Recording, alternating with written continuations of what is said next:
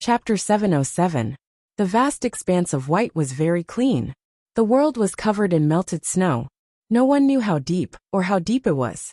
The snowy plains stretched straight to the horizon. No one knew how wide it was. At the other end of the horizon, a tall snowy peak abruptly rose, piercing straight into the clouds like a treasured sword thrust into the sky. This snowy mountain was very tall. It made one sigh in admiration and fear, not daring to get close. Fan Xian lowered his head and found that his bare feet were stepping in the snow. Strangely, he did not feel any icy pain. He could only clearly feel the touch of each snowflake. He felt strange. Narrowing his eyes, he looked toward the tall mountain in front of the snowy plains. His eyes were pierced by the light reflected off the ice and snow on the mountain walls. The world was very bright. It was like there were 9 suns above the snowy clouds. Fan Xian didn't know how long he had walked in this snowy plain. 5 days? 6 days? He had not slept, but the sky had not darkened. It was as if there was no difference between day and night in this ghastly place. The last time I came, it was always night. Later, the heavens opened their eyes, and it became day. A voice rang out beside Fan Xian's ear. He turned his head to look, and saw a face he hadn't seen in a long time. The old face carried an unhealthy flush. It was obvious that it was a side effect of taking ephedra pills. Fan Xian tilted his head and looked strangely at Xiaoan, thinking, "Didn't you die? How could you appear in front of me and speak so clearly?" He felt it was strange, but there was a kind of unconsciously mental strength that stopped him from thinking about this strange question. Instead, he asked straightforwardly, "The temple is in that snowy mountain?"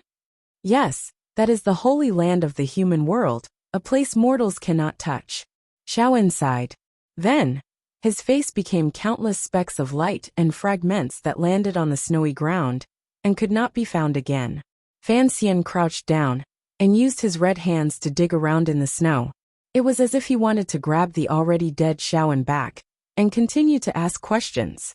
After digging for a while, the snow pit grew deeper and deeper, but he couldn't find a trace. Instead, beside the gradually deepening snow pit, he saw a shadow. A hemp-clothed man wearing a straw hat was sitting beside the snow pit. His eyes were as clear as the ocean as he quietly watched the snowy mountain. "Where did your shoes go? Where are my shoes?" Fan Xian jumped out of the snow pit and glanced at his bare and red feet. He then glanced at the similarly bare feet of the hemp-clothed man wearing the straw hat. His gaze passed through the straw hat and saw the man's bald head. With a smile he said, "I know you are Kuhi. Back then, you also came to the temple. You and Xiaoan have both eaten human flesh." Sitting on the snowy ground, Kuhi smiled and said, "The temple is not holy. It is just an abandoned temple. But everyone in the world knows that you have boundless respect for the temple. You once knelt on the bluestone steps in front of the temple for several months before you received the ultimate skill. But you know that's not the case." Kuhi turned his head and looked calmly at Fan Xian. "What power in this world is undefeatable?" After saying this, Kuhi disappeared. It was as if he had never appeared. In a flash, in the place where Kuhi had disappeared, the short-sword Saint Great Grandmaster suddenly appeared. With a pair of wide eyes, he roared angrily at Fan Xian. "Where are my ashes? Where are my ashes?" Fan Xian jumped in fright. Only now did he remember that he seemed to have forgotten something. He seemed to have promised Sigurd that if he went to the temple, he would bring his ashes and scatter them on the stone steps of the temple, so that he could see what kind of extraordinary figure was in the temple. Fan Xian was vexed and said, "That mountain is so tall and cold. I can't even get close. Even if I brought your ashes, it would be useless." "This is an excuse," Sigurd roared angrily. "It is just an excuse." Then Sigurd's sword came thrusting forward. It swept up a snowflake that spread between heaven and earth. It was graceful, beautiful, and irresistible. Fan Xian's face paled. Using all the strength in his body, his bare feet desperately stepped on the soft snowy plains as he charged toward the snowy mountain in front of him that was so tall it seemed impossible to conquer. Then, he saw a black dot slowly and steadily heading up the snowy mountain. Fan Xian was overjoyed. In a loud voice he called out, "Uncle Wu Zhu, wait for me." It was like the black-clothed Wu Zhu did not hear any sound. He continued to coldly and firmly walk up the mountain. However, the sword behind Fan Xian had already arrived. There was only one sword flower. In an instant, it bloomed into countless petals. Each petal sliced off a piece of flesh from Fan Xian's chest. The boundless and endless pain made Fan Xian cry out wretchedly. He fell to the ground. The blood from his body flowed onto the snowy ground and was immediately frozen into a deep red flower of blood. It was like precious and murderous agate. Fan Xian watched as Uncle Wu Zhu walked toward the snowy mountain. The snowy mountain was still tall and cold. He felt the unbearable pain from his heart and the despair and fear that filled his mind. Then he woke up. Fan Xian gave a muffled grunt and struggled to sit up in bed. His body was covered in sweat and had soaked all of his undergarments. He unconsciously touched his chest and found that other than a little sore, there were no real pieces of flesh that had been sliced off. It was already night. It looked like after he had woken up at dusk, he had looked calmly at the top of the bed and then fallen asleep again. He didn't know why he had such a nightmare. The top figures who had once spread their elegance under heaven appeared one by one in his dreams and told him the story of the snowy mountain. They then persuaded him, encouraged him, and abandoned him. Fan Xian panted heavily and wiped away the cold sweat on his forehead. He stared in a daze at the blanket on his body and thought of the snowy mountain in his dream. He still shivered despite not being cold. He knew what the snowy mountain in his dream represented in the real world. He also knew that man was actually more powerful and colder than the snowy mountain. However, with the snowy mountain in front of him, he had to climb it. In the royal study in the royal palace, the emperor slowly opened his eyes and woke up. He looked at the lights on the table around him. Only then did he know that it was already night. His gaze was cold and strange because he had a dream earlier. He dreamed that he was standing on a lonely snowy mountain, enjoying the worship and reverence of countless commoners on the snowy plains below. However, there was no one by his side. He was as lonely as the snowy mountain. Those commoners were about to be frozen into zombies. Perhaps there was not much joy to be taken from being worshipped by such creatures. The emperor slowly closed his eyes and thought of the eyes that had coldly watched him in his dream, the eyes of those familiar companions. He didn't speak for a long time. "I want to burn my face," the emperor said. Eunuch Yao, who had been waiting at the side the entire time, bowed and accepted the order. He pushed open the door to the royal study. Before he left, he quietly reported, "Sir Yizhong has been waiting in the front hall." The emperor didn't say anything. He waved his hand in annoyance, and the door to the royal study was closed. Although the Qing emperor had his own palace in the back of the palace, he had been diligent in state affairs for many years. Additionally, he had extraordinary energy and was used to staying up late in the royal study to examine memorials. There were all kinds of bedding set up here, so he rarely returned to the palace to rest. Instead, he often spent the night in the royal study. It would not be a lie to say that most of the Qing emperor's life was spent in the royal study. Usually, after nightfall, other than the emperor, only his most trusted eunuchs could enter this quiet study. After eunuch Hong died, and Hongzhu lost power, the only person who could stay in the royal study at night was eunuch Yao. However, there was another woman in the quiet study today. There was a natural sense of calmness between the lady's brows. Her face was delicate and pretty. She wore a thin half-fur shirt and sat quietly on the round stool opposite the soft mattress. There was a box by her feet. The emperor glanced at the woman and warmly said, "You haven't rested much these 2 days. In a moment, go to the back of the palace to rest." Fan Ruoro bowed calmly and didn't say anything. Ever since she had been brought into the palace at noon the day before yesterday to tend to the emperor's wounds, her movements had been greatly restricted. Although no one had said anything explicitly, she knew she had to stay in the palace. During these 2 days, the emperor had kept her by his side. Even when he was in the royal study looking at matters, and when his subordinates reported on information related to the Fan Manor, Fan Ruoro was always at the side listening quietly. The emperor did not seem to avoid her. The emperor glanced at her lightly, and easily saw a glimmer of deep worry in the calmness between her brows. He knew what she was worried about. Strangely, the emperor had kept the young lady of the Fan family by his side, not just to suppress Fan Xian, or because Fan Ruoro wanted to tend to his wounds. Rather, the emperor felt that this niece's refreshing and indifferent nature suited his temperament. Furthermore, when he casually chatted with her, regardless of whether it was about astronomy, geography, or the various sights of the world, Fan Ruoro was always able to say a word or two to the emperor. "Don't worry about anything." The emperor coughed gently. Although Fan Ruoro had miraculous hands, and had already taken out most of the metal shards and steel balls in his body, the destructive power of Chen Pingping's wheelchair had been too great.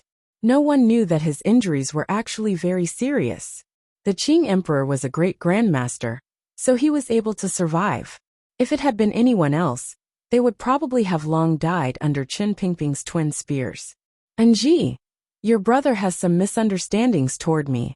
Once these misunderstandings are cleared up in the future, everything will be fine." For some reason, the emperor didn't seem to want to see the young lady of the Fan family worry, and went against his nature to explain this in a quiet voice. These were indeed the emperor's sincere words. In his opinion, Anji had always been a person who valued friendship. Chen Pingping's tragic death would inevitably make it difficult for him to understand and come around for a moment. In the future, if Fan Xian knew of the great evil Chen Pingping had done to the Li royal family, and how he had attacked Fan Xian so many times, Fan Xian would understand. "You are right, Your Majesty." Fan Ruoro lowered her head and agreed. The emperor's expression became somewhat dark. He didn't like the way the young lady of the Fan family spoke. After a long time, he didn't explode. He only slowly closed his eyes and took a deep breath. "Anji has already slept for a day and night. It looks like he has had a hard journey." Fan Ruoro raised her head and gently bit her lower lip. Looking at the emperor in front of her, whom she could not see through no matter what, she didn't know how to respond.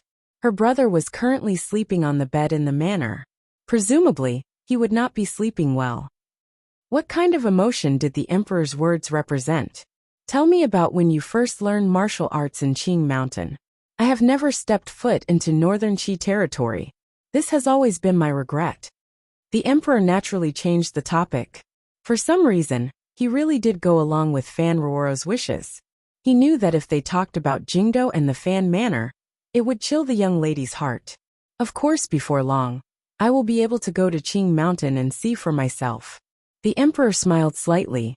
Fan Ruoro respectfully replied, "The scenery on Qing Mountain is very good. The brothers of Tianyi Dao are also very good to me. You are, after all, a citizen of the Qing kingdom. Although I don't know what trick Fan Xian used to force Ku He, that bald man, to take you as his last disciple.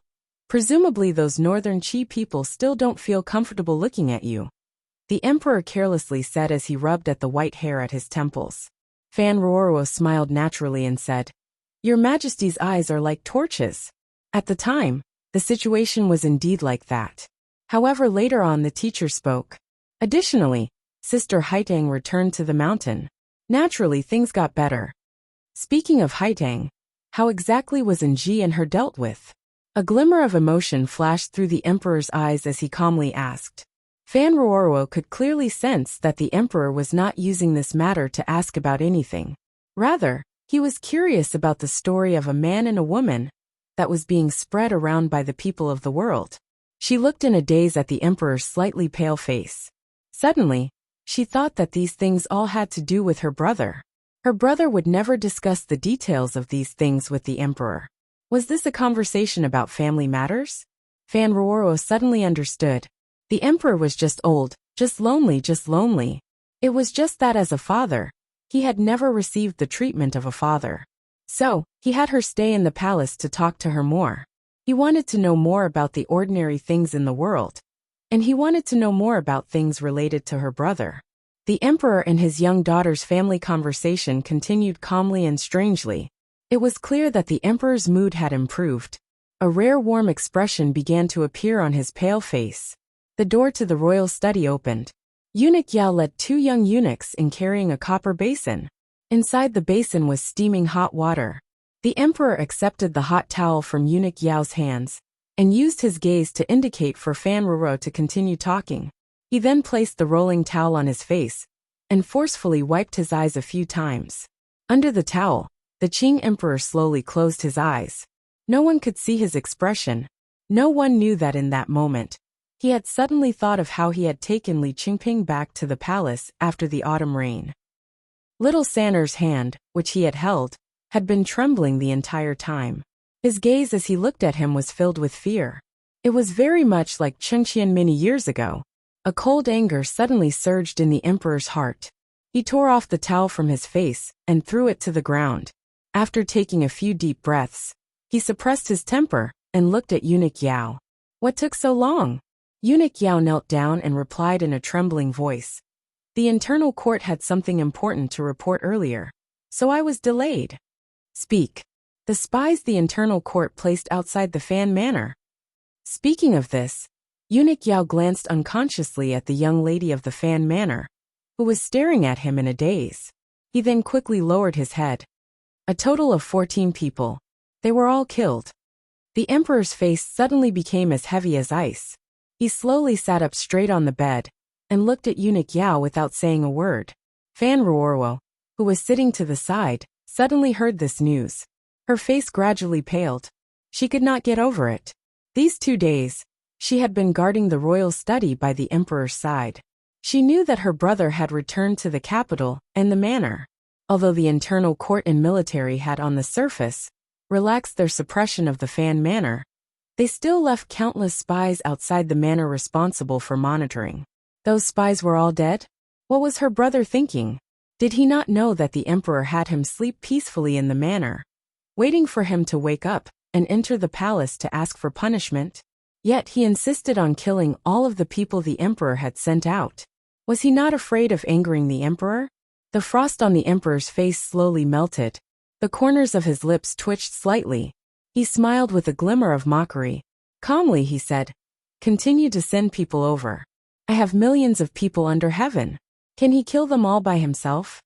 The front doors of the Fan Manor were wide open. Lanterns hung high, illuminating half the street in the south of the city, as clearly as if it was daytime. The Duke of Donbo was covered in blood. He walked out from the shadows that the lanterns could not reach. Under the terrified gazes of the people on the street wearing official robes and revealing their identities, he slowly walked to the front door of his home. He sat down on the long bench in front of the Fan Manor's front door and threw the blood-stained sword of the Wei Emperor at his feet.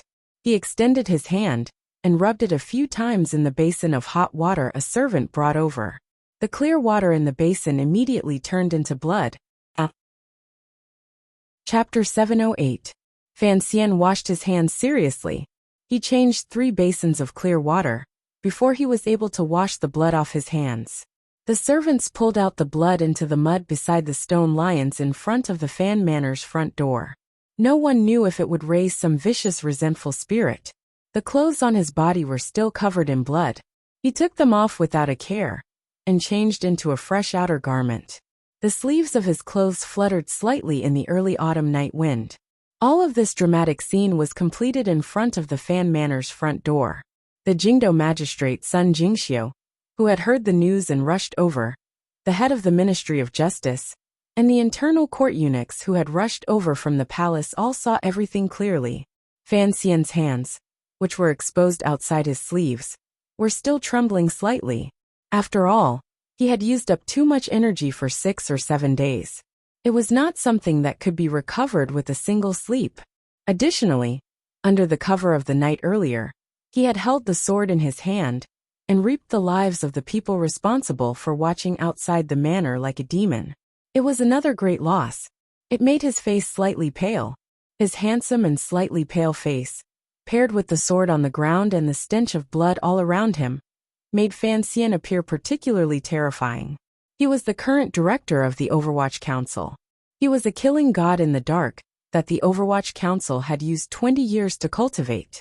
However, people were always blinded by his identity, his title, his power, and his glory. No one would have thought that Fan Xian's most powerful aspect was his ability to kill. Of course, he had not killed all of the spies the palace had sent to watch the Fan Manor. Those who were able to escape before Fan Xian attacked, or reveal their identities, were only knocked to the ground by him. As for the spies who were particularly close to the Fan Manor, within the confines of an alley, and disguised as various commoners and merchants, they did not have any chance to negotiate or show weakness. They became a wisp of spirit on the edge of the sword in his hand. Waking from that nightmare, Fan Xian's eyes left the cold stimulation of the snowy mountain. The first thing he did was launch a counterattack. However, this counterattack was unavoidably overly bloody and unreasonable. Fan Xian was not a bloodthirsty person. He knew that the spies outside the Fan Manor were all people the emperor and important officials in court had sent. These people did not understand Fan Xian's current state of mind, so he had to be on guard. However, he had to kill. After opening his eyes, his first accurate judgment was that the emperor would certainly reduce his power and strictly control his connections with the Overwatch Council subordinates loyal to him. Although Yan Bingyun, with the help of the royal palace and the suppression of military power, controlled that square and sinister building in name, everyone knew that after Chen Pingping's tragic death in front of the royal palace, this sinister courtyard only had one master left, Fan Xian. As long as Fan Xian was able to re-establish countless ties with the Overwatch Council, then even the emperor would not be able to stop Fan Xian from successfully gathering the power of the Overwatch Council. At least in the short term, the emperor would not allow Fan Xian to have the Overwatch Council's help again. Yi Zhong had led troops to invite Fan Xian back to the capital, and had planted so many spies outside the manor. It was clear that the emperor wanted to temporarily put Fan Xian under house arrest in the manor. Fan Xian could not give the emperor time to gradually make arrangements.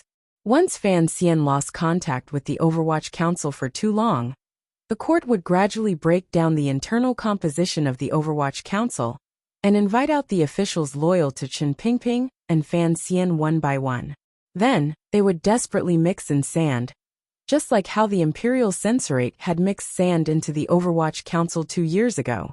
Before the Overwatch Council left his control, Fan Xian had to take the initiative, layer by layer, and prepare to have the power that belonged to him return to the darkness and calm, waiting for the time he needed them again.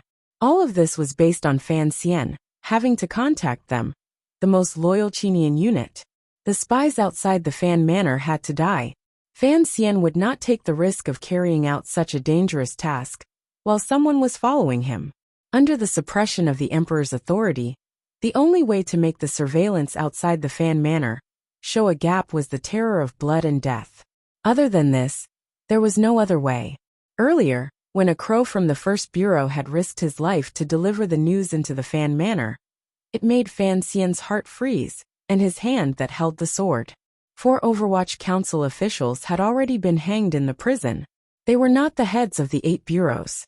It looked like Yan Bingyun was still desperately trying to preserve the Overwatch Council's power. However, he was still unable to protect those 2 officials. Those 4 officials were the ones who had tried to forcefully take action and save the old director when Chen Pingping had been sent to the Overwatch Council's prison. The emperor would certainly not allow officials who dared to go against his will to exist, so they died cleanly. For Fan Xian, this was a dangerous signal. It was a dangerous signal that the emperor was beginning to purge the Overwatch Council. Thus he also took action. He did not use any insignificant power or any subordinates he could use. He only personally stepped over the high threshold of the Fan Manor. Pulling out the cold longsword behind him, he walked through the night and killed 14 people. Lanterns hung high in front of the Fan Manor door. Torches gathered in the long streets in the south of the city, illuminating it as if it were daytime. A few officials looked at the bloody bodies being carried out from the streets. They looked at each other and felt a chill in their hearts. Their faces were deathly pale. They didn't know what to say. They had always known that Sir Fan Jr. was a powerful figure who did not act according to common sense. However, they still did not understand why Sir Fan Jr. would risk the emperor's anger and the danger of being captured and imprisoned to kill so many people in front of so many people. The officials all knew that the corpses piled up in the carriages were all capable spies sent by the palace and their own yamens. Their target was the little Duke of Fan Manor. No wonder he was so angry. Was the follow-up to his anger such a brutal killing? From the internal court to the Overwatch Council to the Ministry of Justice, all of the departments and yamens in the Qing court were probably used to sending out spies to find out the information they needed. The first two terrifying existences were even more so. No one knew how many spies they had planted in the manors of the various nobles and officials in Jingdo. The Overwatch Council was an old hand at doing this. It was rumored that the first bureau had already reached the level of planting spies in the manors of every official in the capital above the 6th level. The matter of spies was not a secret in the officialdom of Jingdo. The officials were all used to this. Even if one day, due to some strange matter, they discovered that there were spies from the palace or the Overwatch Council in their manors, they could only foolishly pretend they didn't know. If they couldn't pretend anymore, they could only treat them well. Then, they would verbally remind them and politely escort them out of the manors and back to their yamens. The officials knew that these spies represented the emperor's eyes and the might of the court. They had never thought that an official would be like Sir Fan Jr. and coldly and arrogantly kill all of these spies. The deputy assistant minister of the Ministry of Justice glanced at the embarrassed Sun Jingxiu and said in a low voice, "Sir Sun, you have to ask the little duke what happened today." Killing people on the street was already a violation of the death penalty in the Qing law. Even though Fan Xian was of high status and had entered the range of the 8 deliberations and could be exempted from the death penalty, it was still difficult to forgive him. Furthermore, the people he had killed were all secretly officials of the court. However, Fan Xian washed his blood-stained hands in the firelight and changed into blood-stained clothes in front of all the officials. His expression was cold and calm. Who dared to go forward and capture him? Among the officials, only the Jingdo magistrate, Sun Jingxiu, was in charge of this matter. Everyone knew that the Sun Manor had a close relationship with the little duke. A few months ago, the little duke had fought with Scholar He of the Hall of Governmental Affairs for the sake of Sun Jingxiu's future. He had fought until Scholar He's face was covered in dirt. Thus, the gazes of all the officials landed on Sun Jingxiu's face. Sun Jingxiu's heart was bitter. He knew what his colleagues were afraid of. However, these days were even more difficult for him. First, something major had happened to the Overwatch Council. In the end, Director Chen had been tragically killed by 1,000 cuts. That day, he had personally seen Sir Fan Jr. ride alone into the execution field. He had been so scared that his entire body had gone cold. He didn't know what kind of role Sir Fan Jr. would play in the court in the future. Would he sink into oblivion, or would he be severely punished by the emperor? If Fan Xian fell and lost power, Sun Jingxiu would not have a good end. Thus, he had been waiting in the Jingdo government in terror for the emperor's edict to remove his position. Unexpectedly, before the emperor's edict had arrived, his backer, Sir Fan Jr., had done such a shocking and treasonous thing. He walked with his body bent to the front door of the Fan Manor and bowed deeply to Fan Xian. He then quietly asked a few questions.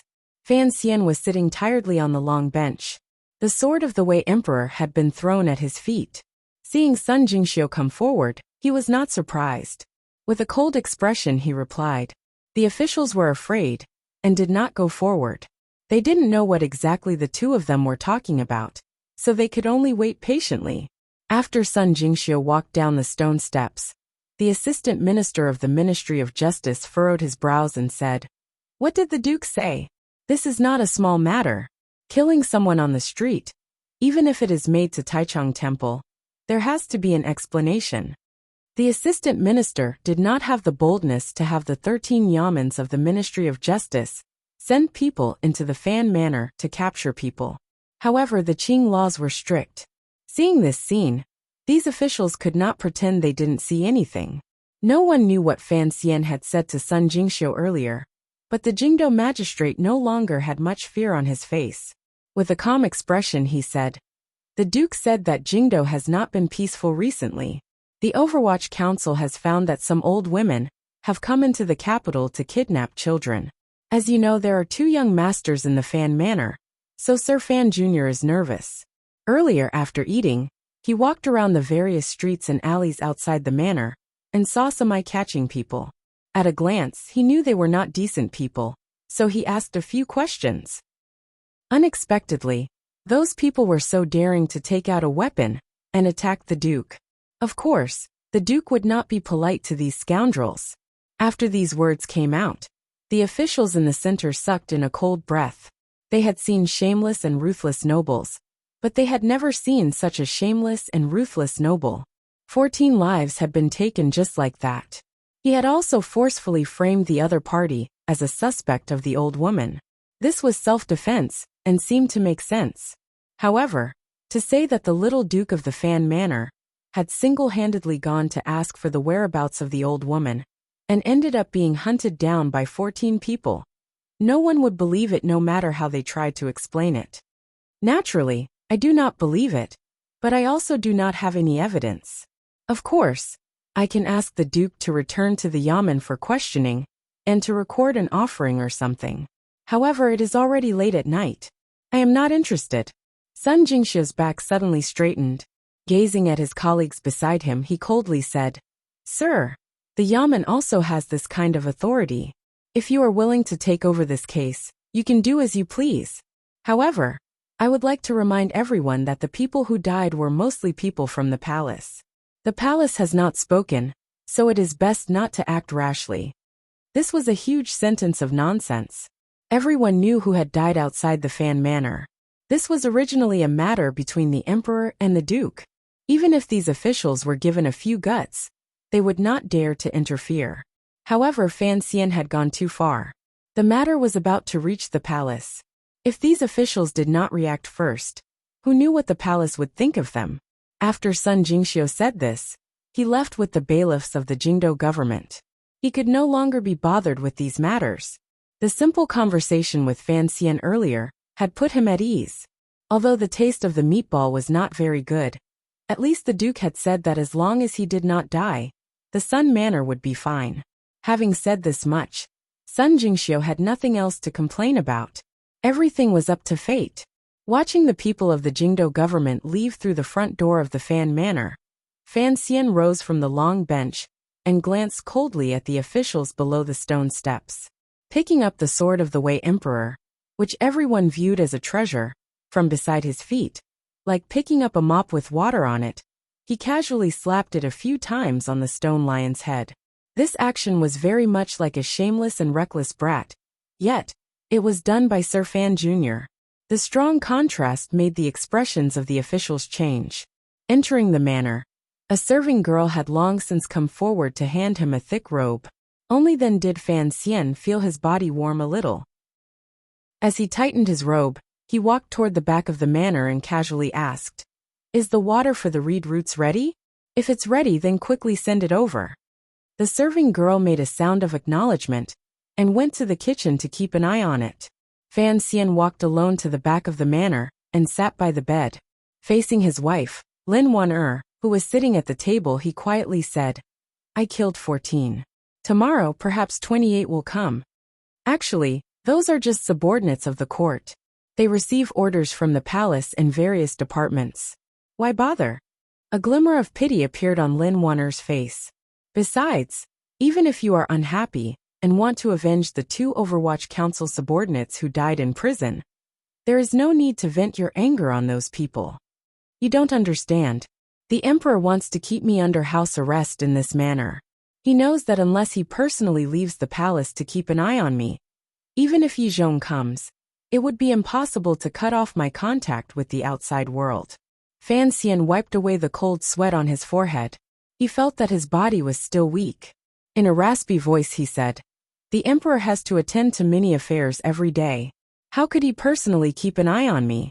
Thus, he can only cast a large net outside our manor. I have to rip apart this net. Otherwise, I will become a frog in a pot of warm water. When I die, I won't even know how I died." A chilling coldness rose between Fan Xian's brows. "But you also said that you killed 14 people today. Tomorrow, there could be 28. The Emperor is the master of Qing Kingdom. All the officials and people under heaven are tools in his hands. No matter what, it is impossible to kill them all." Lin Wanner looked at him with a worried expression. "Killing too many will naturally cause people to be afraid," Fan Xian said with his head slightly lowered. "Although imperial power is deeply rooted in the hearts of the people and cannot be resisted, The fear of death will presumably cause the spies and officials pulling the net to unconsciously reveal some openings. Hearing these words, the worry on Lin Wuner's face did not fade. Her watery eyes were filled with concern and unease toward Fan Xian. In a quiet voice she said, "If the emperor wants to subdue you, there are many other ways." Fan Xian's hands rested on either side of his body. He lowered his head and thought for a moment. He then faintly said, "By keeping my sister in the palace, he is forcing me to not leave the capital. If he wants to subdue me, he must lock me up in the royal palace by his side. I don't think the emperor will take this risk." Speaking of this, he raised his head and looked at his wife's worried face. Warmly he said, "Shunning and Liangzi have already left the city. You've done very well in this matter. Otherwise, as parents, we would not be able to do as we please in the capital. Cici and the others should have already reached the manor, but I think there will certainly be news from the palace." Lin Wuner sighed and walked to his side. Gently, she leaned her head on his shoulder. "I don't care what you want to do. You have to think, my sister is still in the palace, and the two little ones haven't gone far. That's why I need to get in touch with my people." Fan Xian tenderly and gently stroked his wife's slightly thin face. Cici is usually unremarkable, but she is actually a very assertive person who can endure hardship. Tung Zijing is experienced in handling matters. Presumably, he won't let the palace catch the tail. If I can get in touch with the people in the Qinian unit, I will have a way to send them back to Danzhou. As for my sister still in the palace, she should be fine. Fan Xian's voice suddenly became cold. "I am directly challenging the emperor's authority, because I want to see just how far he wants to go. Are you really not afraid that Uncle the Emperor will punish you severely?" Lin Wuner sat up straight and looked at him worriedly. She knew very well how cold-blooded and heartless the relative sitting on the throne was. Once he discovered that Fan Xian was no longer the illegitimate child he could control, what kind of response would he make? Lin Wuner always thought that Fan Xian's present actions appeared overly aggressive and risky. Any of the emperor's actions have nothing to do with family or feelings. They only have to do with profit, Fan Xian said with his eyes closed. Fan Xian closed his eyes and said, "If we acknowledge this benchmark, we can try to analyze it. Perhaps the emperor will be angry, but he will not force me into a desperate situation. Regardless of whether it is the children I plan to send to Danzhou, Ruoro in the palace or you." Fan Xian opened his eyes and looked at his wife. Slowly he said, "These are all my bottom lines. If the emperor breaks this bottom line, then he can only force us to completely turn against him early." Lin Wuner looked at him with some confusion. Fan Xian said, "I never underestimate any of my enemies, but I also never underestimate myself. Regardless of whether the emperor forces me to rebel or kills me, it will only bring him, the Qing court, consequences that he will find difficult to bear, and a chaotic situation that will be difficult to clean up. If I die, what will happen to Dongyi? Will Siga Jian's disciples and grand disciples still abide by that unwritten agreement? Although the court has mixed in the 10,000 elite soldiers in the Great Prince's hands, the movements of the Imperial Army 3 years ago have already shown our brother's ability to control troops. He can completely control this powerful army in a short amount of time. If Chen Pingping dies, and I die as well, brother will certainly not listen to me. Even if he doesn't lead the army back to Jingdou, he will at least stay in Dongyi and watch coldly over father in Jingdou. It would be best if the emperor doesn't use Aunt Ning to threaten him. From your description, after the incident in the royal study, Aunt Ning already has the will to die. Given her valiant and hot-blooded personality, if the emperor uses her life to threaten brother to return to the capital, she will probably immediately die in front of the emperor. Yun Jilan is also not an idiot. If I die, he will certainly be able to guess my brother's thoughts. With such a powerful ally for no reason, he will certainly do his best to assist and maintain Dongyi's independent position. If I die, what kind of reaction will Hongcheng, who is still in Dingzhou, have? If I die, what kind of upheaval will happen to Jiangnan that I have managed for 5 years? Even if Xia Qifei betrays me, I still have enough ways to throw all of Jiangnan into chaos. Not to mention the Overwatch Council. Presently, the Overwatch Council is maintaining its silence. One reason is the army outside the council. The more important reason is that all of the officials are watching me in secret. They want to know what I want to do. If I also die, the Overwatch Council will fall apart. Look, if the Emperor truly forces me to rebel or directly kills me on the spot, it will bring so much upheaval. A strange smile rose to the corners of Fan Xian's lips. Faintly he said, "How could he bear to? How could he dare?" In reality, Fan Xian still had a lot of bargaining chips hidden behind his back that he had not spoken of. There was no need. Secondly, he himself did not have much confidence in the bargaining chips in the north. However, up to this point, the last 4 words he coldly spoke were just that, resolute and full of confidence. Inheriting his mother's legacy, the care of countless elders, the Emperor's favor and trust over these years, and the support of those strange old creatures, whether openly or secretly, Fan Xian finally lived up to everyone's expectations and became the only major figure in this world who could face the powerful emperor of the Qing kingdom and not have to retreat. Perhaps no one noticed this usually. Once people focused their gazes here, they would be shocked to discover that the storms in the Qing kingdom and the world these years had created such an abnormal existence as Fan Xian. "I think you still underestimate the emperor," Lin Wanner said quietly after a long silence. Lin Wanner was silent for a long time. She then quietly said, "Perhaps for the sake of the Qing kingdom, for the sake of the world, he will tolerate your great disrespect. But this is not just because he is afraid of the things you can influence. It includes many other things, perhaps some subtle things. Once he discovers that you truly do not have any affection for him, he will directly erase you. The best way to destroy a person is to destroy his physical body." Lin Wanna looked at Fan Xian in a daze. "Do you think that if the emperor could bear to kill you, he would care about Dongyi returning and rebelling? Would he care about Li Hongqing's little power in Dingzhou? Would he care about how much hunger and pain the people of Jiangnan will suffer? If he could bear to kill you, how could he care about anything else in the world? Even if the entire world has turned its back on the emperor, he still has the courage and power to fight his way out. Furthermore, you can at most add a few hard-to-repair scars to his world." Lin Wanner gently stroked his haggard and pale face and sighed. "Don't think for me, don't think for the child. No matter what you do, think more about yourself." Fan Xian was silent. He had to admit that although he had the deepest understanding of the emperor in this world, his wife, who had grown up at the emperor's knee, had a better grasp of emotions, thoughts, and habits. "Let's not talk about this. When the reed root soup arrives, you have to drink it while it's hot." Fan Xian forced a smile. These years, Wanner's illness had been very stable. Other than Sir Fei and Fan Xian's medicine, the biggest contributor was the soup made from the reed roots of the North Sea.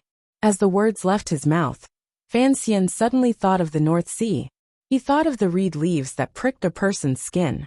He thought of the woman he hadn't seen in a long time, and hadn't thought of in a long time. He wondered if she was doing well in Shihu.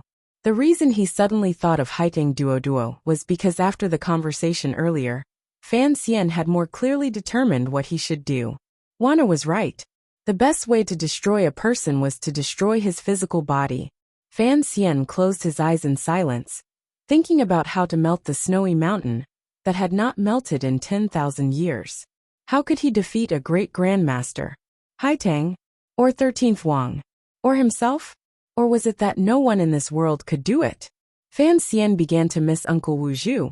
But it was not because he missed the metal drill by his side. Rather, it was because when his state of mind darkened, he unconsciously missed his closest family. The next day, the front doors of the Fan Manor opened wide. The spies sent by the internal court once again filled the dark corners of this street in the south of the city.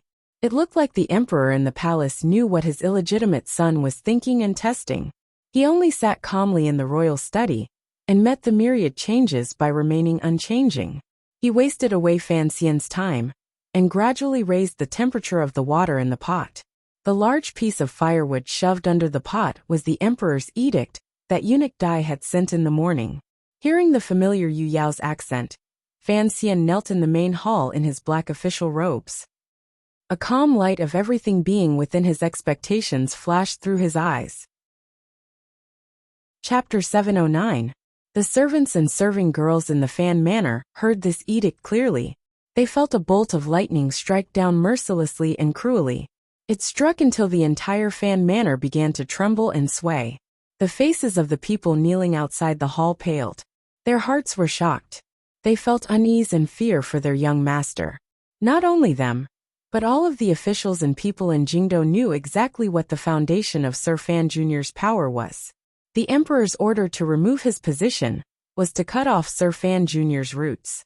Fan Xian, who was kneeling on the ground, heard this edict. The expression on his face remained calm and did not reveal any shock or sorrow. All of this was within his expectations. Just as he had thought and deduced after tossing and turning in bed these 2 days, the emperor would try to gradually whittle away the layers of power and defense around Fan Xian's body during this time. Come to think of it, ever since he had met Wang Qinian on the road back to the capital from Dongyi, Fan Xian had done countless treasonous things in the short 10 days. The roaring shadow cavalry traversing between provinces and counties was already a great taboo. Moreover, 500 shadow cavalry had charged through more than 10 passes, which was an even greater crime in the court. Additionally, when Fan Xian charged into Jingdo, he had killed the commander of Zhengyang Gate and stabbed a number of warriors on the execution field to death in front of the eyes of tens of thousands of people. Each was a crime that could not be forgiven in Qing law. Even if he was Fan Xian, he still had to pay the price for this matter. The emperor not having him imprisoned was already benevolent enough. However, such benevolence could not quell the discussion and pressure among the people and officialdom. This edict removing Fan Xian from his position as director could be considered a preliminary explanation to the world and a channel for the emperor to vent his anger.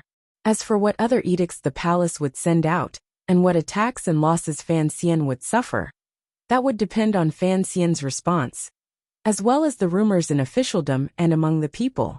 Fan Xian stood somewhat woodenly and accepted the imperial edict from Eunuch Dai's hands. Very casually, he handed it to an official behind him to arrange. He did not read it carefully at all, because the crimes written on the imperial edict were very real. He was not prepared to fight any lawsuits with the palace in these areas. Have a cup of tea before you leave. Fan Xian looked at Eunuch Dai warmly. It was difficult for Eunuch Dai to suppress the awkwardness and unease on his face. His rise and fall in the palace these years was actually all because of the young noble in front of him. Now he had come to the Fan Manor to announce this edict. Eunuch Dai did not feel good in his heart. Your servant has to return to the palace.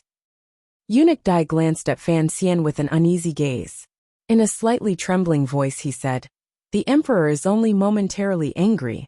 He will be fine in a few days." Fan Xian knew why he would show such an expression. He smiled and patted his shoulder. "Don't think too much. Since the emperor has allowed you to take up the important task of announcing edicts again, presumably he trusts you." Eunuch Dai bowed respectfully and was about to leave when he heard Fan Xian's low voice ring in his ear. "Is Ruoro doing well in the palace?" It was a great taboo for eunuchs and officials to privately pass messages. However, after Eunuch Dai thought for a moment, he did not hesitate at all. Lowering his voice he said, "Miss Fan is doing very well. She often listens to discussions in the royal study. The emperor treats her very well. There is no need for you to worry." The entire Fan Manor was actually a true member of the Li royal family. Additionally, Fan Xian had shown Eunuch Dai kindness and authority, so the eunuch did not care about these taboos. Lowering his voice, he spoke of Fan Ruoro's situation in the palace these 2 days. Fan Xian raised his brows slightly in surprise. He could not guess the emperor's thoughts, nor did he understand why his sister could appear so aloof in the palace. She did not seem like a hostage at all. After the matter of welcoming the edict was finished, Fan Xian turned to the back of the main hall. Looking at his wife, who had been listening quietly in the back, he quietly said, "Today is the first wave. I have many duties on me. If the emperor wants to peel them layer by layer, it will take some time." Lin Wanner glanced at him and gently bit her lower lip. She said, "If you do not have a proper name, then your words will not be justified.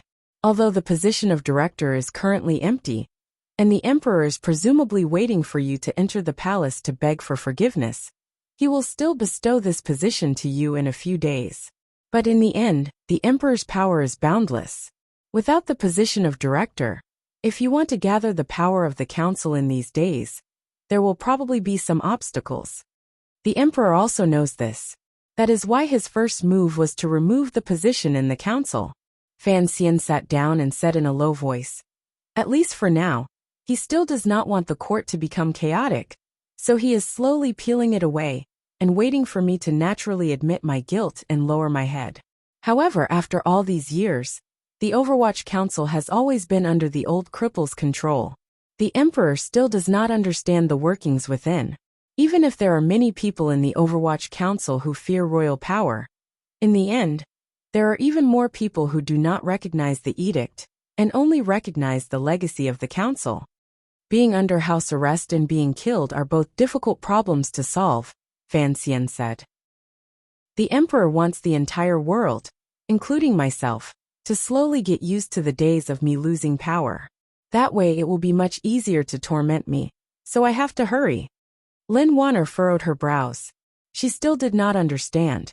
Even if Fan Xian could tear apart the large net outside the manor and make contact with the members of the Chinian unit, what problem could he solve with just one meeting?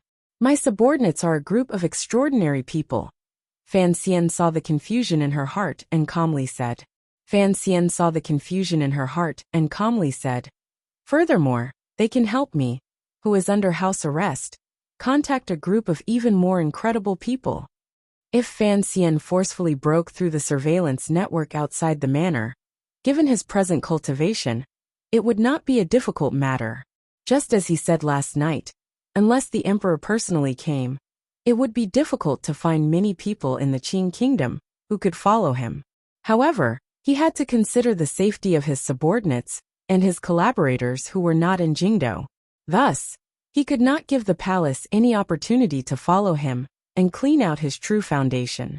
Although the position of director of the Overwatch Council had been taken away, it could not stop Fan Xian from regaining control of the Overwatch Council through the officials loyal to him and Chen Pingping.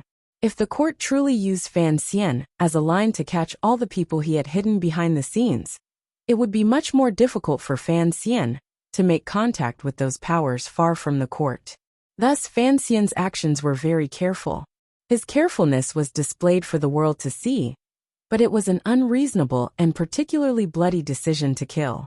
Not long after the emperor's order to remove Fan Xian from his position as director of the Overwatch Council spread throughout Jingdo, news of Sir Fan Jr., once again attacking the large network of spies outside the Fan Manor came. That day, over 20 people died outside the Fan Manor.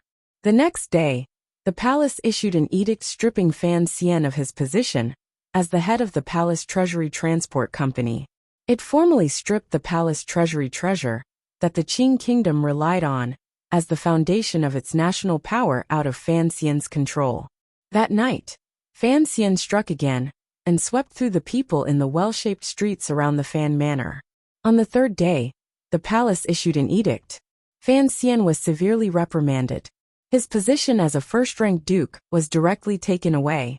7 days later, all of the positions on the body of the Qing Kingdom's most dazzling young powerful official were mercilessly taken away.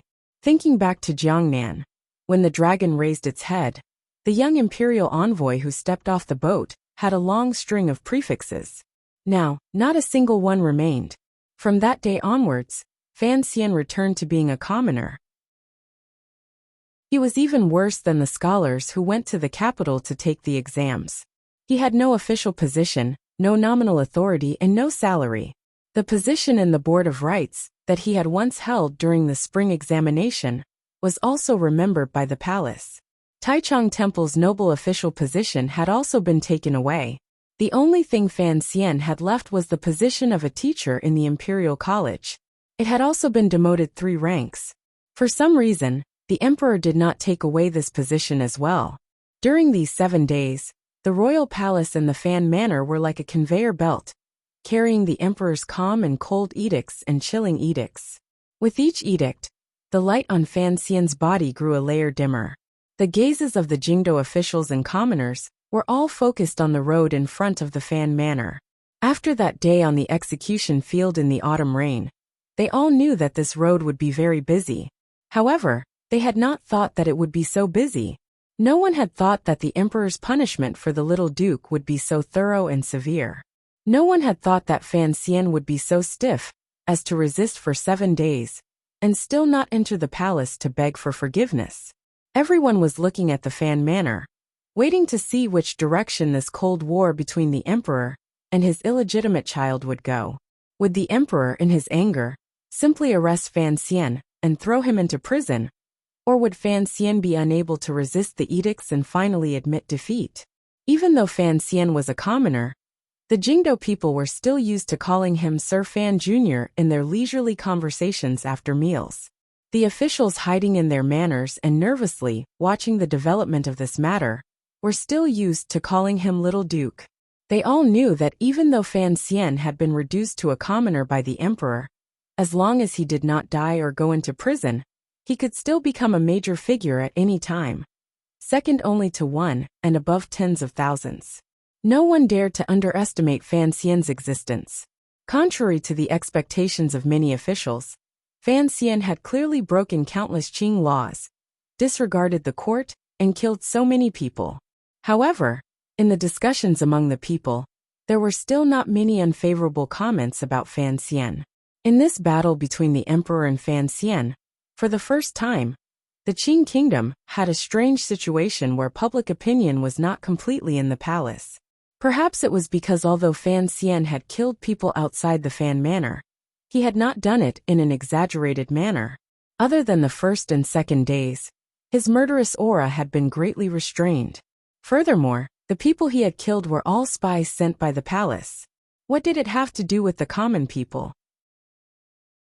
Perhaps it was because many Jingdo people had once seen Fan Xian's haggard appearance as he held Chen Pingping's body in the autumn rain. Unconsciously, they felt some sympathy for him. Human emotions had always been strange. One moment they might be cheering. The next moment, they might begin to silently reminisce. Throughout the ages, on countless execution fields, and in the face of countless deaths, such developments had occurred before. The reason why Fan Xian, a commoner, still had the support and discussion of so many people was because of his actions these years. Those glorious old things did not need to be brought up one by one to calculate their power. There was also no need to consider how much Chen Pingping had used the 8th Bureau of the Overwatch Council to do for Fan Xian. The reality was as such. Ever since the emperor, who had led the Qing Iron Riders to destroy the rivers and mountains of the old dynasty, and forcefully opened up countless territories, the only person in the Qing kingdom who could be called an idol was probably Fan Xian alone. If it was in Jiangnan, perhaps Fan Xian would be able to obtain even more support from the people. After all, he had operated there for the longest. Furthermore, the Hangzhou conference that Lin Wanner managed had spared no expense in comforting the people. It had long replaced the Ming family and become the most glorious name in the hearts of the poor people and scholars in Jiangnan. After all, in Jingdo, even if the people at the root of the royal palace leaned toward Fan Xian, they could not do anything. When all was said and done, this battle was, in the end, a battle between Fan Xian and the emperor, just like the battle in the royal study. 7 days later, everything had yet to be settled. The world was not peaceful. Outside the Fan Manor, there were still gusts of autumn wind and occasional drizzle. Under Fan Xian's godlike purge, the spies sent by the internal court had no choice but to pull the large net outward. The might of imperial power was without question supreme. The fear of death was also supreme. Under such a pincer attack, the internal court's surveillance would, without question, reveal flaws. Fan Xian stood coldly at the door of the manor and calmly looked at the movements around him. He thought of Wanner's words that day. A strange emotion flashed through his eyes. If the emperor wanted to deal with Fan Xian's shedding of all pretenses of cordiality, he actually had many other ways. Why didn't he use them? Were the spies of the internal court moving outside because they were forced by his shrewish methods, or had the emperor secretly given some edict? Those spies could not be killed. Fan Xian didn't understand, and he didn't want to understand. Perhaps the man in the palace still had some warmth toward him and some hope, but he didn't want this warmth and hope to shake his heart again, the heart that had long cooled in the autumn rain. He turned and entered the Fan Manor. Not long after, a vegetable carriage also turned into a side alley beside the Fan Manor and entered a corner door. Outside the corner door, the carriage underwent the strictest inspection. Even the inner layer of each cabbage and root of each radish were not spared. The people responsible for these inspections were all officials who had revealed their identities. They were different from the internal court spies scattered around the Fan Manor. Fan Xian did not make things difficult for them. If he wanted to escape the restraints of house arrest, the ones he needed to be careful of were the spies, and not these officials. There was nothing strange about the vegetable carriage. The official waved his hand and allowed the carriage to enter the Fan Manor. Not far after entering the corner door was the Fan Manor's main kitchen.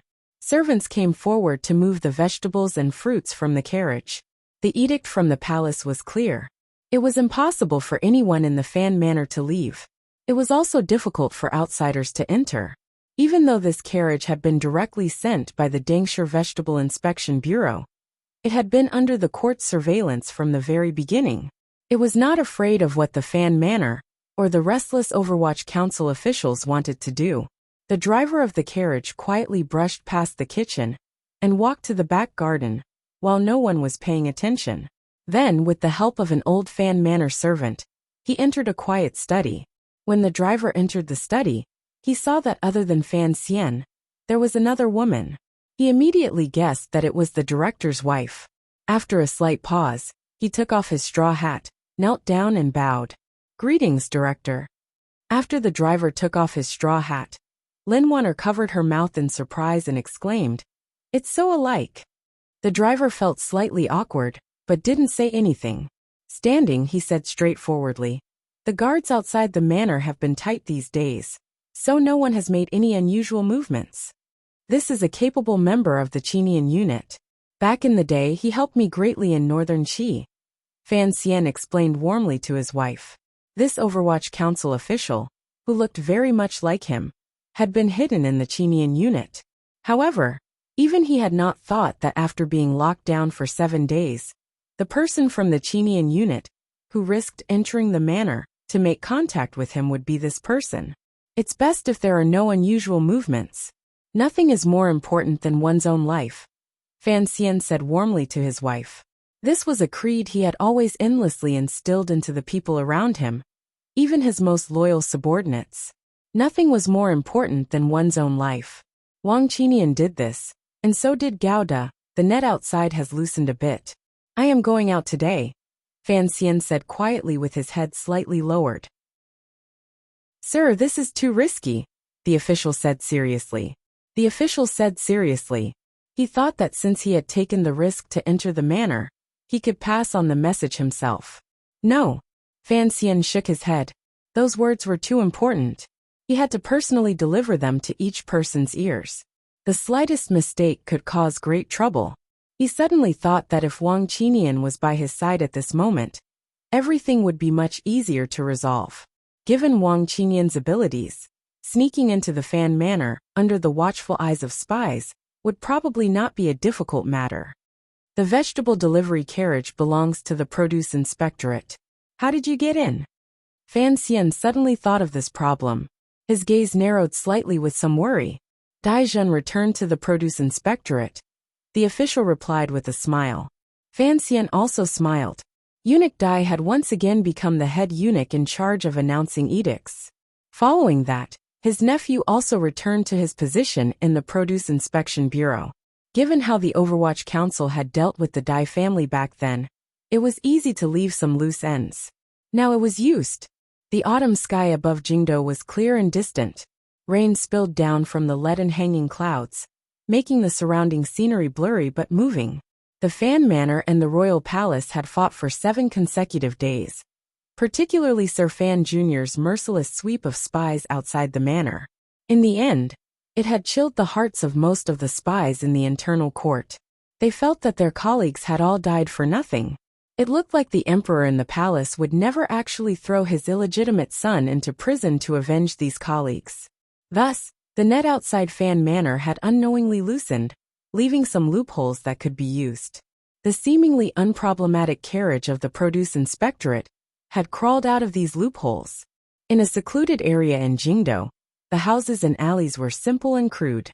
There were no deep gardens or large mansions of any large family. A small courtyard sat quietly at the end of one of the alleys. The sound of selling vegetables in the alleys outside could be heard clearly here. However, it had already been a number of years. No one knew what this small courtyard represented. Fan Xian wiped away the powder and rouge disguise on his face in the slight autumn rain. In a flash, he floated into the small courtyard. He saw many familiar faces. Looking at the pleasant surprise and the sadness after the pleasant surprise, Fan Xian's heart was slightly moved. However, he did not show anything on his face. This was the Qinian unit's most secret base. The Overwatch Council officials here were Fan Xian's long loyal subordinates.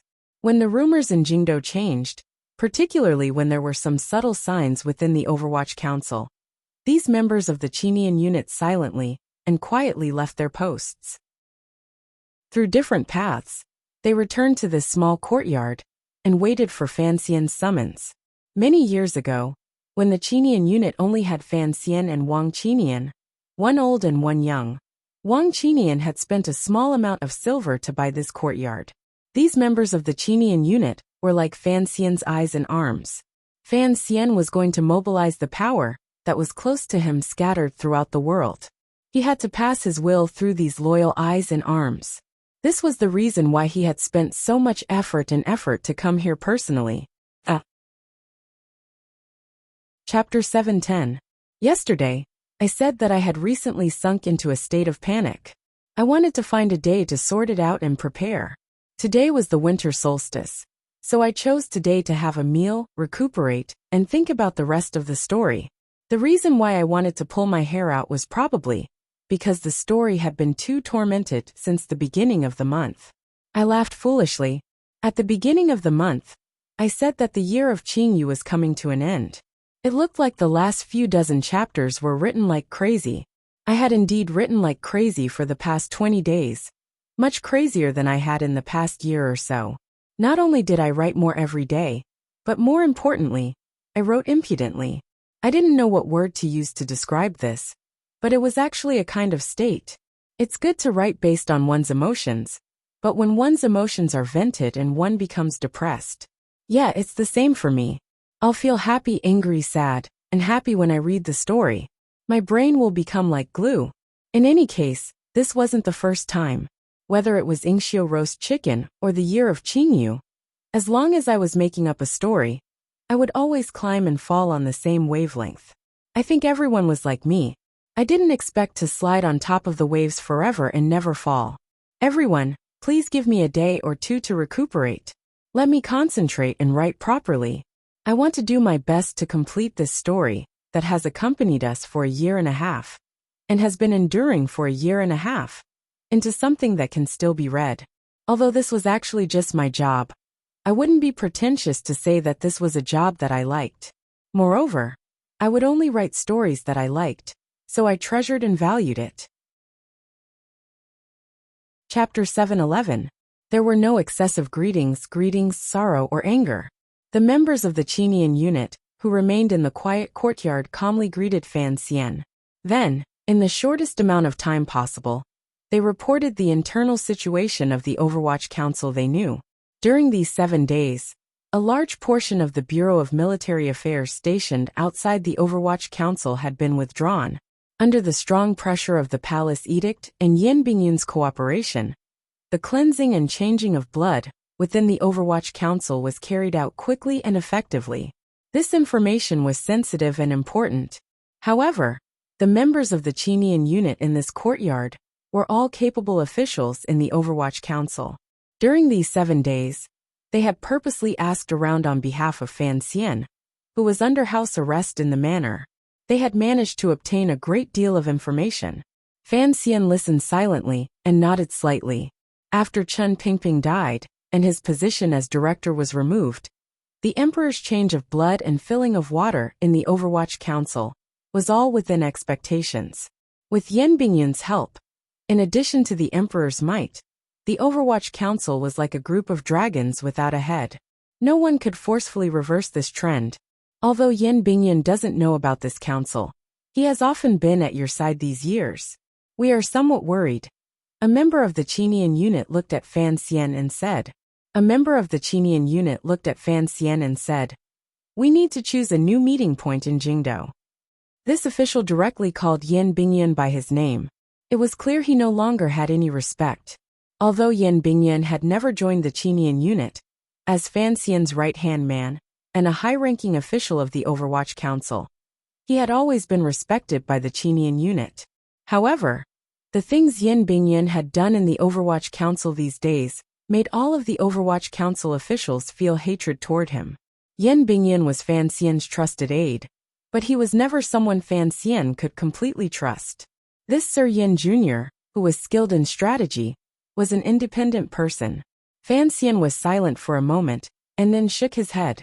He didn't express an opinion on this, or say they should continue to choose another meeting place. He still had some hope in Yen Bingyun.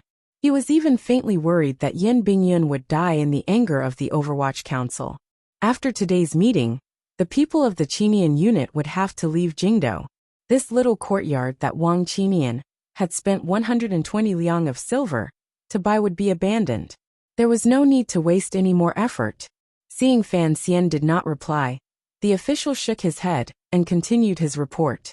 Once the city gates open, the people heading toward Shiliang and Northmin have already left. Presumably, Sir Deng and Sir Su will receive the news at the first instant. Do not worry. This was what Fan Xian was most worried about when he was under house arrest.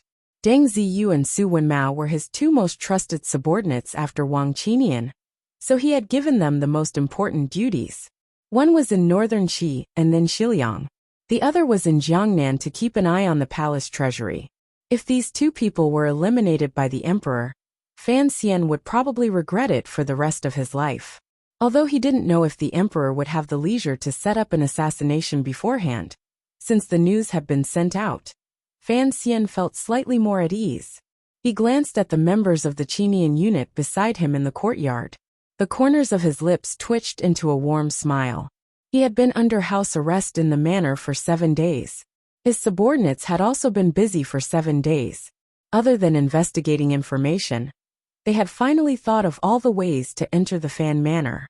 It had to be said that these subordinates were the most effective group of people in the Overwatch Council. The name of the Qinian unit was taken from Wang Qinian.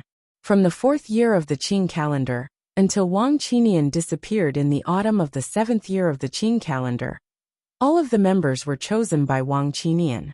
These members were originally unremarkable civil servants outside of the Overwatch Council, or lower-level officials, who were not valued. However, they just happened to be in line with Fan Xian's liking and Wang Qinian's temper. Once these officials were gathered under Fan Xian's command, they suddenly recovered their initial powerful execution abilities and regained their luster. They became a secretive yet famous group within the Overwatch Council, a group that directly belonged to Fan Xian. For example, these days, the members of the Qinian unit's responses were very much in line with Fan Xian's style. Once they knew things were not going well, they would immediately retreat into the darkness. Under the precondition of protecting their own lives, they did not impulsively do anything. Instead, they carefully investigated the reactions and intelligence of all sides. They then found suitable methods to hand to Fan Xian to decide. It had to be said that it was a kind of good fortune for Fan Xian to have such loyal but not arrogant, capable but not blind subordinates. His gaze swept across the faces of the people in the council. His heart jumped. He suddenly thought that other than Wang Qinian's discerning eyes, how could there be so many elites within the Overwatch Council that had been buried for so many years and covered in dust for so many years, waiting for him to come from Danzhou to Jingdou before they were discovered? Did Wang Qinian really have such a sharp eye? Or was it that these loyal subordinates had always been suppressed by the old ancestor of the Overwatch Council and left for him to use now? Fan Xian's brows furrowed, and his heart became a mess. Thinking of Chen Pingping's kindness to him, he was speechless for a long time. He sighed, but he didn't have time to ask these subordinates anything. He waved his hand and walked into the quiet room beside the well at the back of the council. There was a large desk in the room. On it were paper envelopes used by the Overwatch Council, as well as a set of tools for making secret words. The inkstone was placed to the right of the desk. The weather in early autumn was not very cold, so it was easy to melt the ink. However, Fan Xian did not grind the ink. Instead, he took out a pencil made by the palace treasury from under the desk and twirled it between two fingers. The tip of the pencil did not land on the snow-white paper. After thinking of many ways, he had escaped the eyes of the court and come to this little courtyard. Without question, Fan Xian had already thought clearly about what orders he should give. However, he still put the pencil down. Once anything landed on paper, it was a weakness and the possibility of it being leaked. In the winter of the 6th year of the Qing calendar, he often came to this little courtyard. At that time, Sea Lily's brother was still being held hostage by him. At that time, Haidang was still in the little courtyard in the north urging Xia to pull the mill. At that time, Fan Xian often wrote letters to Haidang. Thinking about it carefully, although he was fighting fiercely with the eldest princess and the second prince in the capital, his state of mind was actually calm and happy. Now that Haidang Duo had become an enemy of the Qing kingdom on the grasslands and Xia had been forced to disappear in Shangjing, Fan Xian's state of mind had long changed. All of the members of the Qinian unit stood in the room, silently waiting for Fan Xian to give his orders. In a moment, leave Jingdo immediately. Before you receive my written orders, you are not allowed to return. Fan Xian didn't spend much time sorting out his emotions. Staring at everyone, he said in a heavy tone, "This is the first order. You must survive." "Yes," everyone replied in a low voice. Then, under the indication of Fan Xian's gaze, they left, leaving only 2 people. The Qinian unit had been under Wang Qinian's control for the first 3 years. Later, it was handed over to Deng Ziyu. After Deng Ziyu went to northern Qi, Fan Xian personally managed it. Mu Feng was only responsible for personal matters. There were not many people in the unit. Many had died in the turmoil these years. Presently, some of them were with Deng Ziyu and Xiliang. Some were with Su Wenmao and Jiangnan and Northmen, and a large portion had been left behind by Fan Xian and Dong Yi. The ones still in Jingdo were the only subordinates Fan Xian could directly use. Because of this, Fan Xian didn't want them to lose any more people. Fan Xian stared at one of the 2 people in the room and took out a jade hook from his clothes. Handing it over, he said, "Go to Qingzhou. Don't alert the people of the 4th Bureau. Follow Xia Mingji's merchant group directly into the grasslands and find Hu Ge. Tell him that I need him to launch a feint attack at the end of autumn and trap the Qingzhou and Dingzhou armies in Shiliang Road." The official accepted the jade hook and straightforwardly said, "The left virtuous prince has been dead for almost a year. Although Hu Ge has your secret support and has gathered a lot of power, I'm afraid he doesn't have the power to persuade the Hu people to brave the dangerous weather of late autumn and early winter to attack the Qing kingdom." Everyone knew that it was not easy for Fan Xian to come out, so these subordinates did not hide their opinions. Instead, they did their best to express their intentions as quickly and completely as possible. It is just a feint attack. Besides, he wants revenge.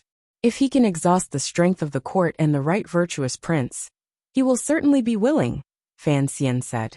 As for the problem of not having enough power, tell him that I will arrange for the people of the court to stand on his side.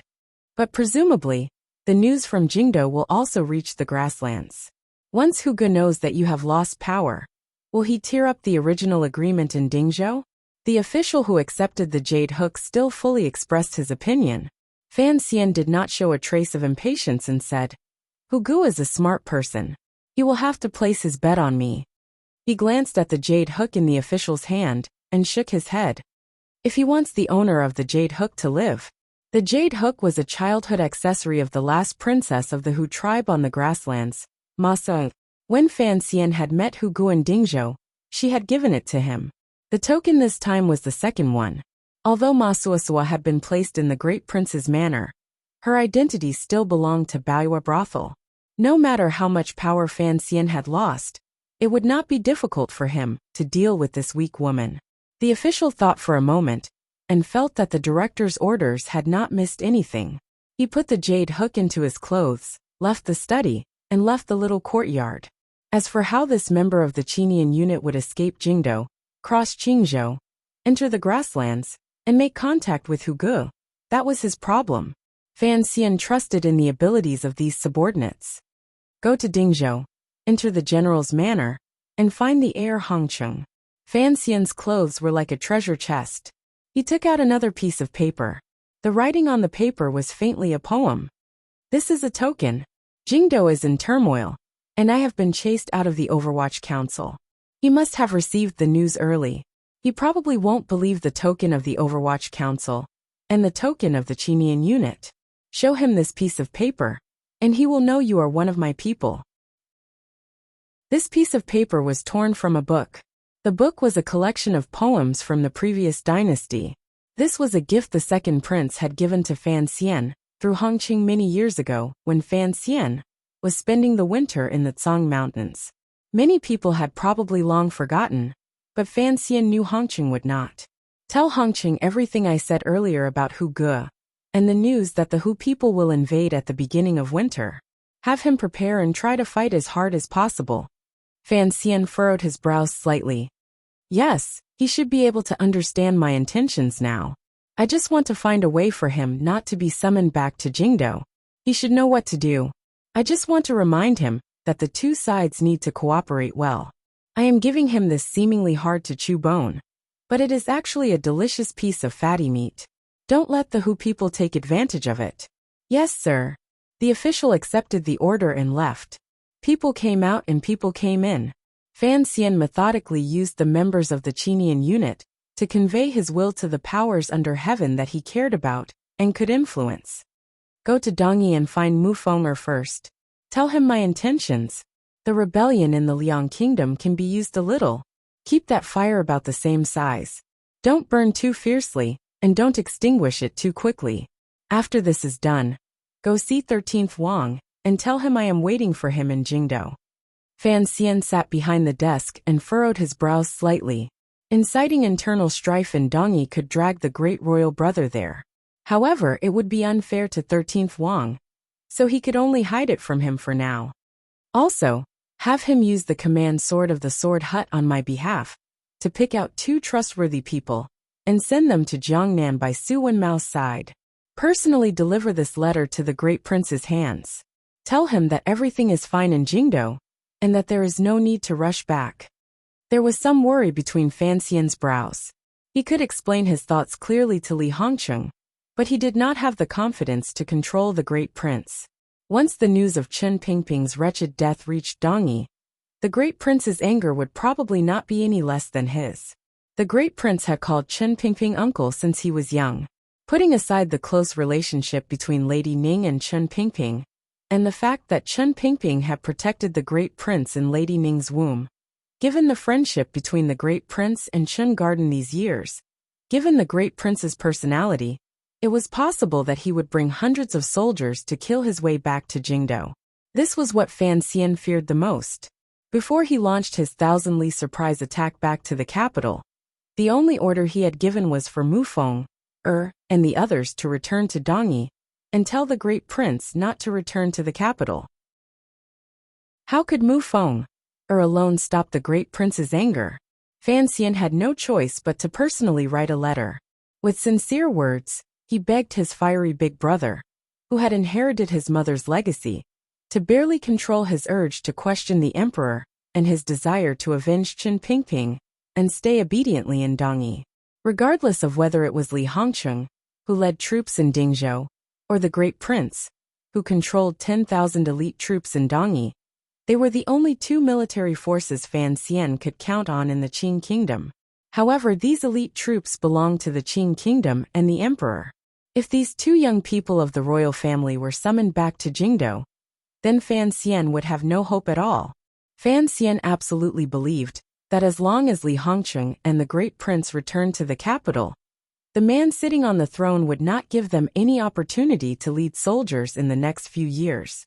This was precisely because of their relationship with Fan Xian and Chen Pingping. The order sent to Jiangnan to warn Su Wenmao had also been sent. Other than his identity as a member of the Qinian unit, Su Wenmao was also an official of the court's palace treasury transport company. Furthermore, the palace treasury was of utmost importance to Fan Xian, the Qing kingdom, and the emperor. No one would let go of it.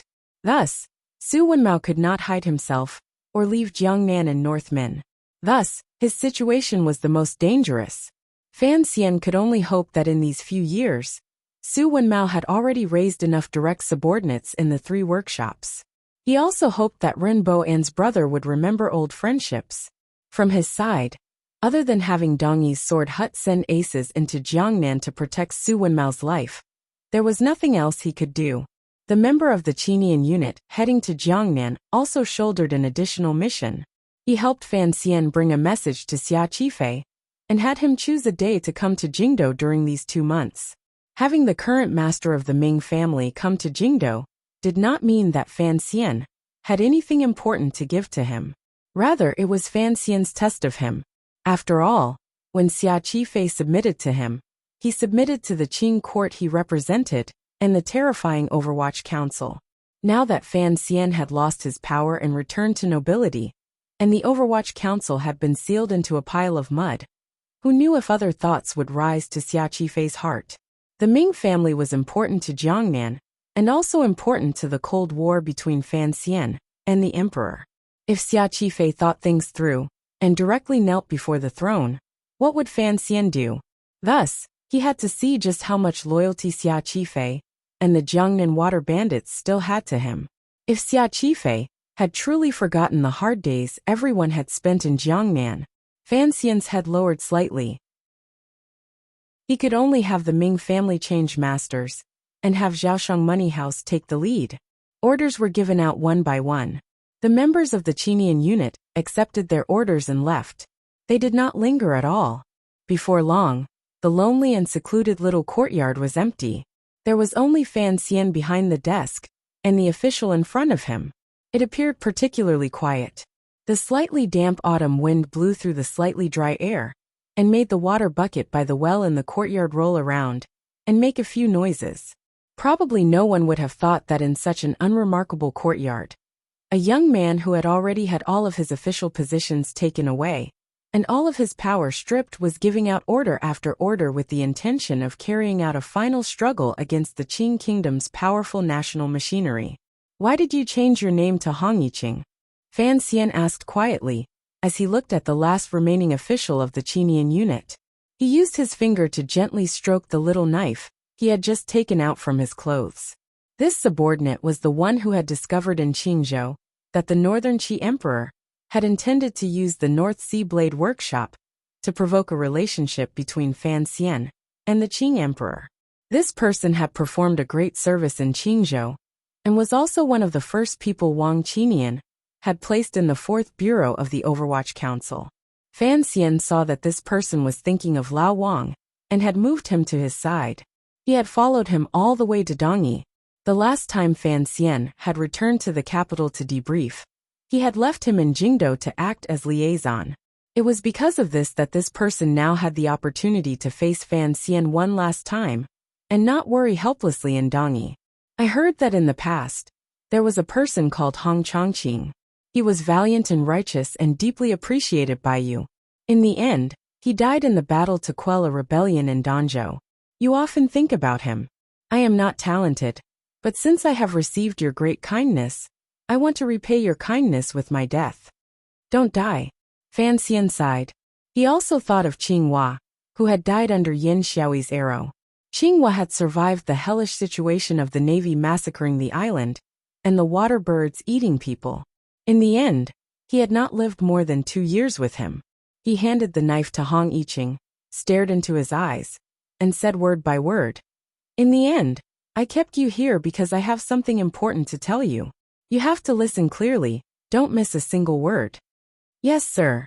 Hong Yiqing felt a glimmer of nervousness.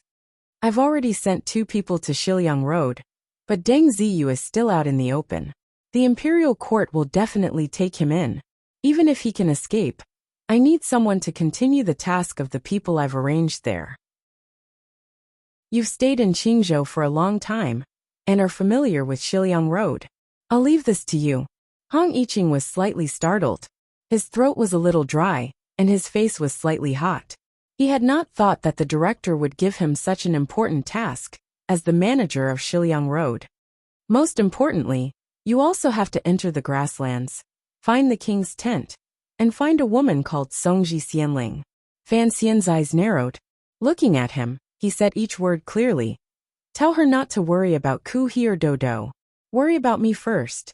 Have her cooperate with Hu Ge and convince the chief. Hong Yiqing didn't know that Fan Xian had already arranged certain matters on the grasslands. He didn't understand, but he calmly agreed. I chose you because Songji Xianling has seen you before. Fan Xian said calmly with his head lowered. Give this little knife to her. Then, have her leave the grasslands and come to Jingdo to see me. What if she doesn't leave? Hong Yiqing unconsciously asked. Fan Xian raised his head. After a moment of silence, he said, Just say that I am going to die. It's up to her whether she wants to come or not. These words were said very helplessly and shamelessly. Hong Yiqing looked at Fan Xian in a daze. He couldn't understand why the seemingly omnipotent director would say such emotional words. He also couldn't understand what kind of person Songji Xianling was for him to think so highly of her. The moment he accepted the knife, Fan Xian's fingers suddenly froze. He stood up from behind the desk. Hong Yiqing only noticed the strangeness a moment later. His face was slightly pale. He pulled out the poisoned dagger from his boots and quietly walked behind the door of the room. There was a strange movement outside the door. In this secluded little courtyard that no outsider knew about, someone had suddenly come. I'm back.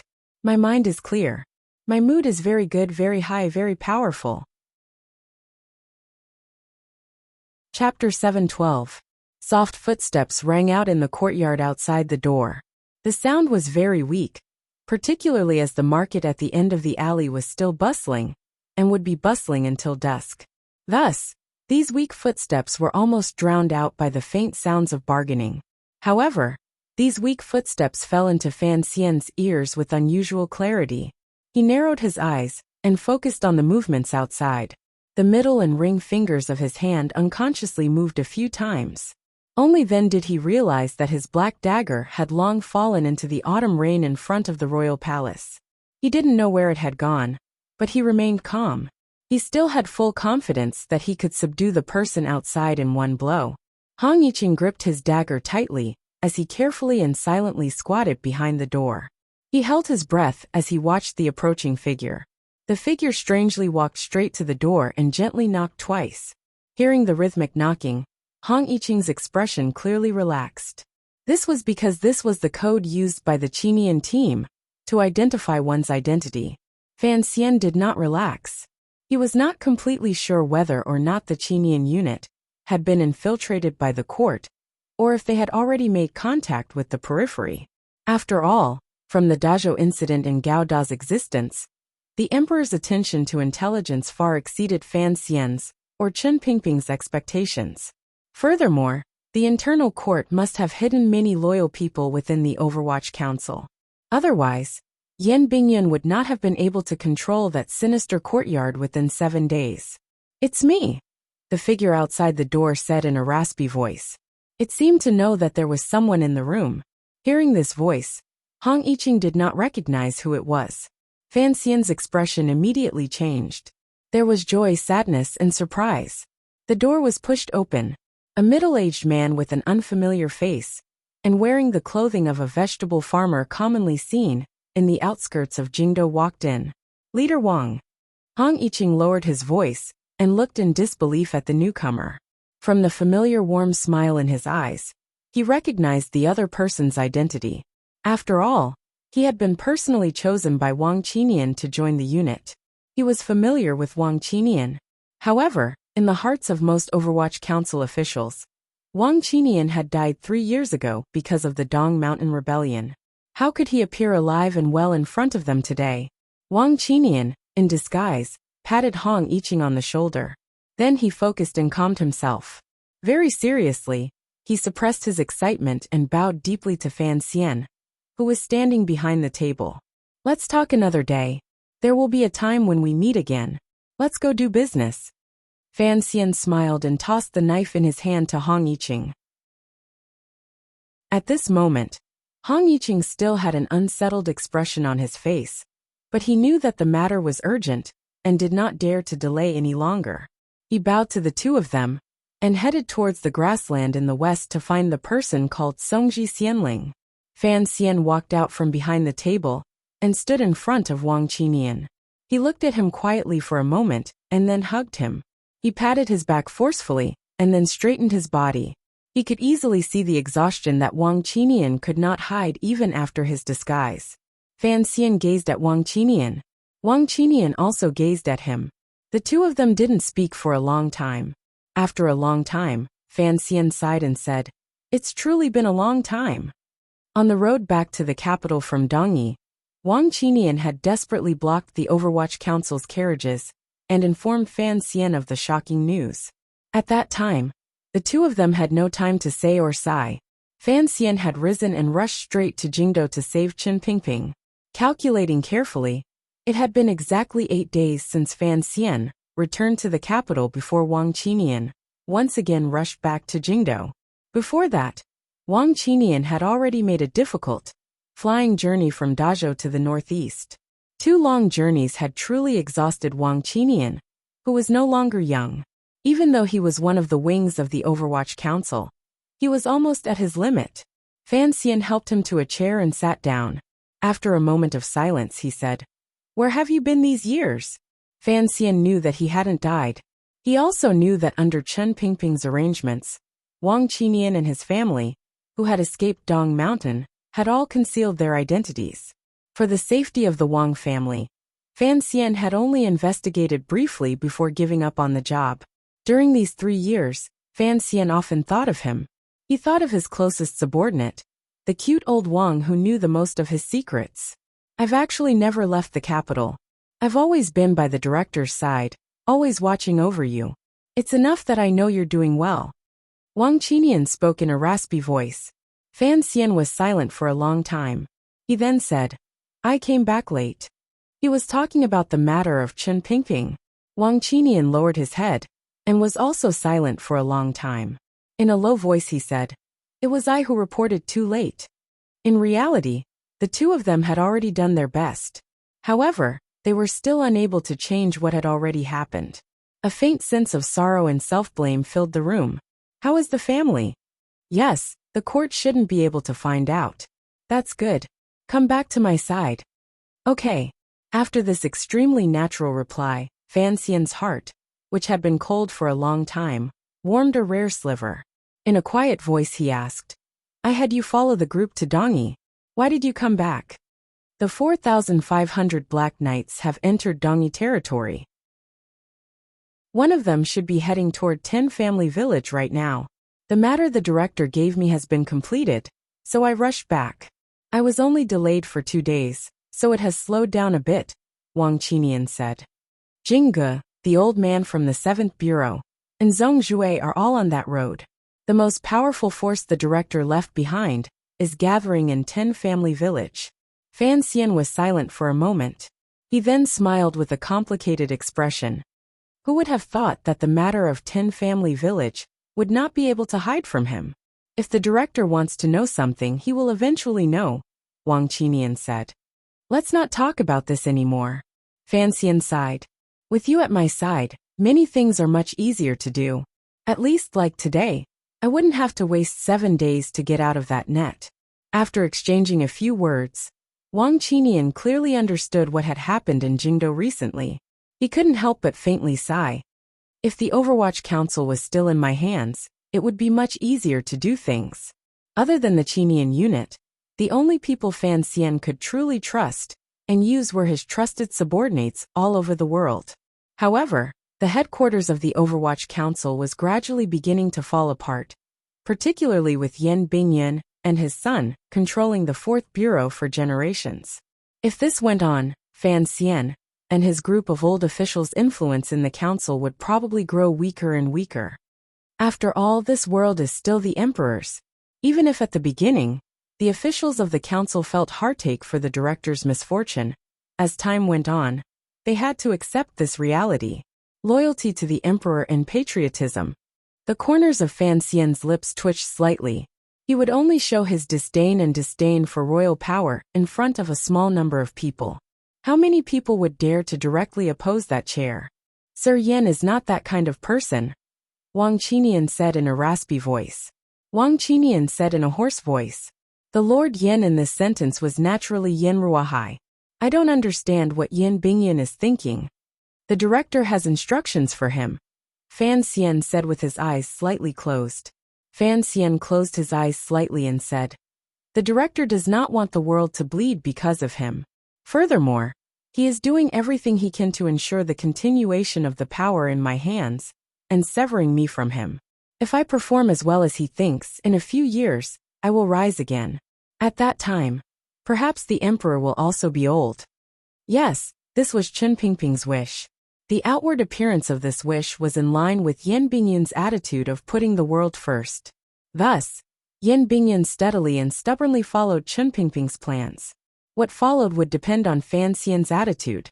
Yan Bingyan will not watch as the Overwatch Council becomes my revenge machine. Public tools cannot be used. This is probably a very advanced concept, Fan Xian said calmly. However, he has forgotten that the world is the emperor's. All of the officials' martial power is the emperor's private tool, he said with slight mockery. Unfortunately, our Sir Yan Jr. does not understand this. It is not so easy to be a loyal official and an unfilial son. I hope he can sit more stably in the Overwatch Council in the future. Wang Qinian heard that Fan Xian did not have much resentment toward Yan Bingyan. He narrowed his eyes and said, what do we do next? You rest first. 10,000 years is too long, but you can't just seize the moment. Fan Xian stood by Wang Qinian's side and gently pressed on his slightly slumped shoulders. In an even voice he said, you must be tired these days. Choose a place to stay in the capital. I don't think many people will be able to find you. Then, I have something for you to do. Given Wang Qinian's tracking and hiding abilities, even if the court continued to cast a large net outside the Fan Manor, it probably wouldn't be able to stop him and Fan Xian from meeting with him. Although Fan Xian's body was left in Jingdo, his voice could finally travel out. It would no longer be as difficult as it had been these 7 days. Wang Qinian already knew of the information Fan Xian had sent out through the Qinian unit to various places under heaven. He did not make any suggestions for this plan.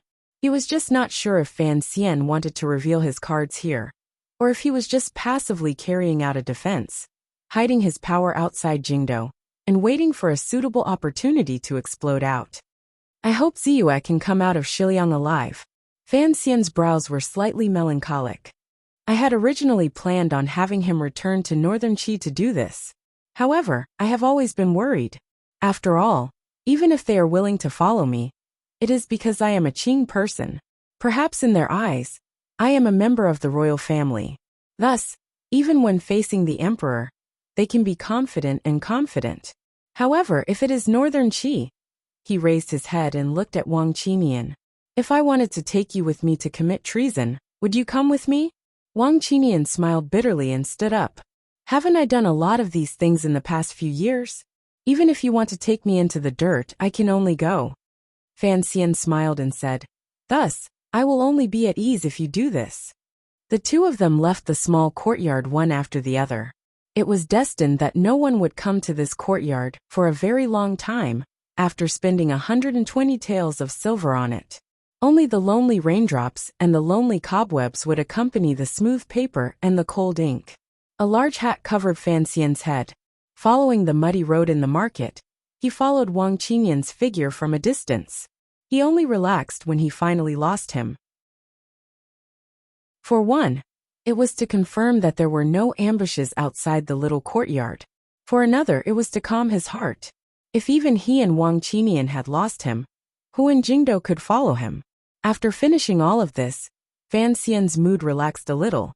It was like the sky that had finally stopped the autumn rain 3 days ago. Although it had not cleared up, and there were still faint black clouds, they could still drift with the wind and let some clear light into the world. They would not be blindly heavy and cold. In the end, the affairs of the world had to be settled. Before the emperor acted, Fan Xian had to do his best to preserve the power in his hands. Only then would he have enough power and weapons when he laid his cards on the table in the future. For some reason, he always felt that he had made a mistake somewhere. The faint wariness was like a cloud that kept turning over and over in his mind, but he could never see its shape clearly.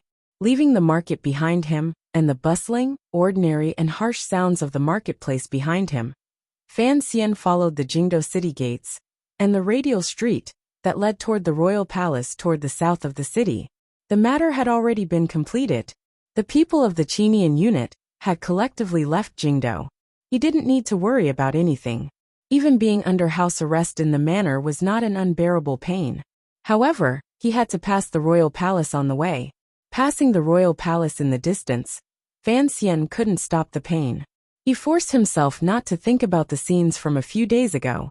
He couldn't help but begin to think about how his sister was doing in the palace. Although Eunuch Dai had said that the emperor treated Ruoro like a child, Ruoro's present identity was, after all, a hostage. She knew that her days in the palace would be difficult.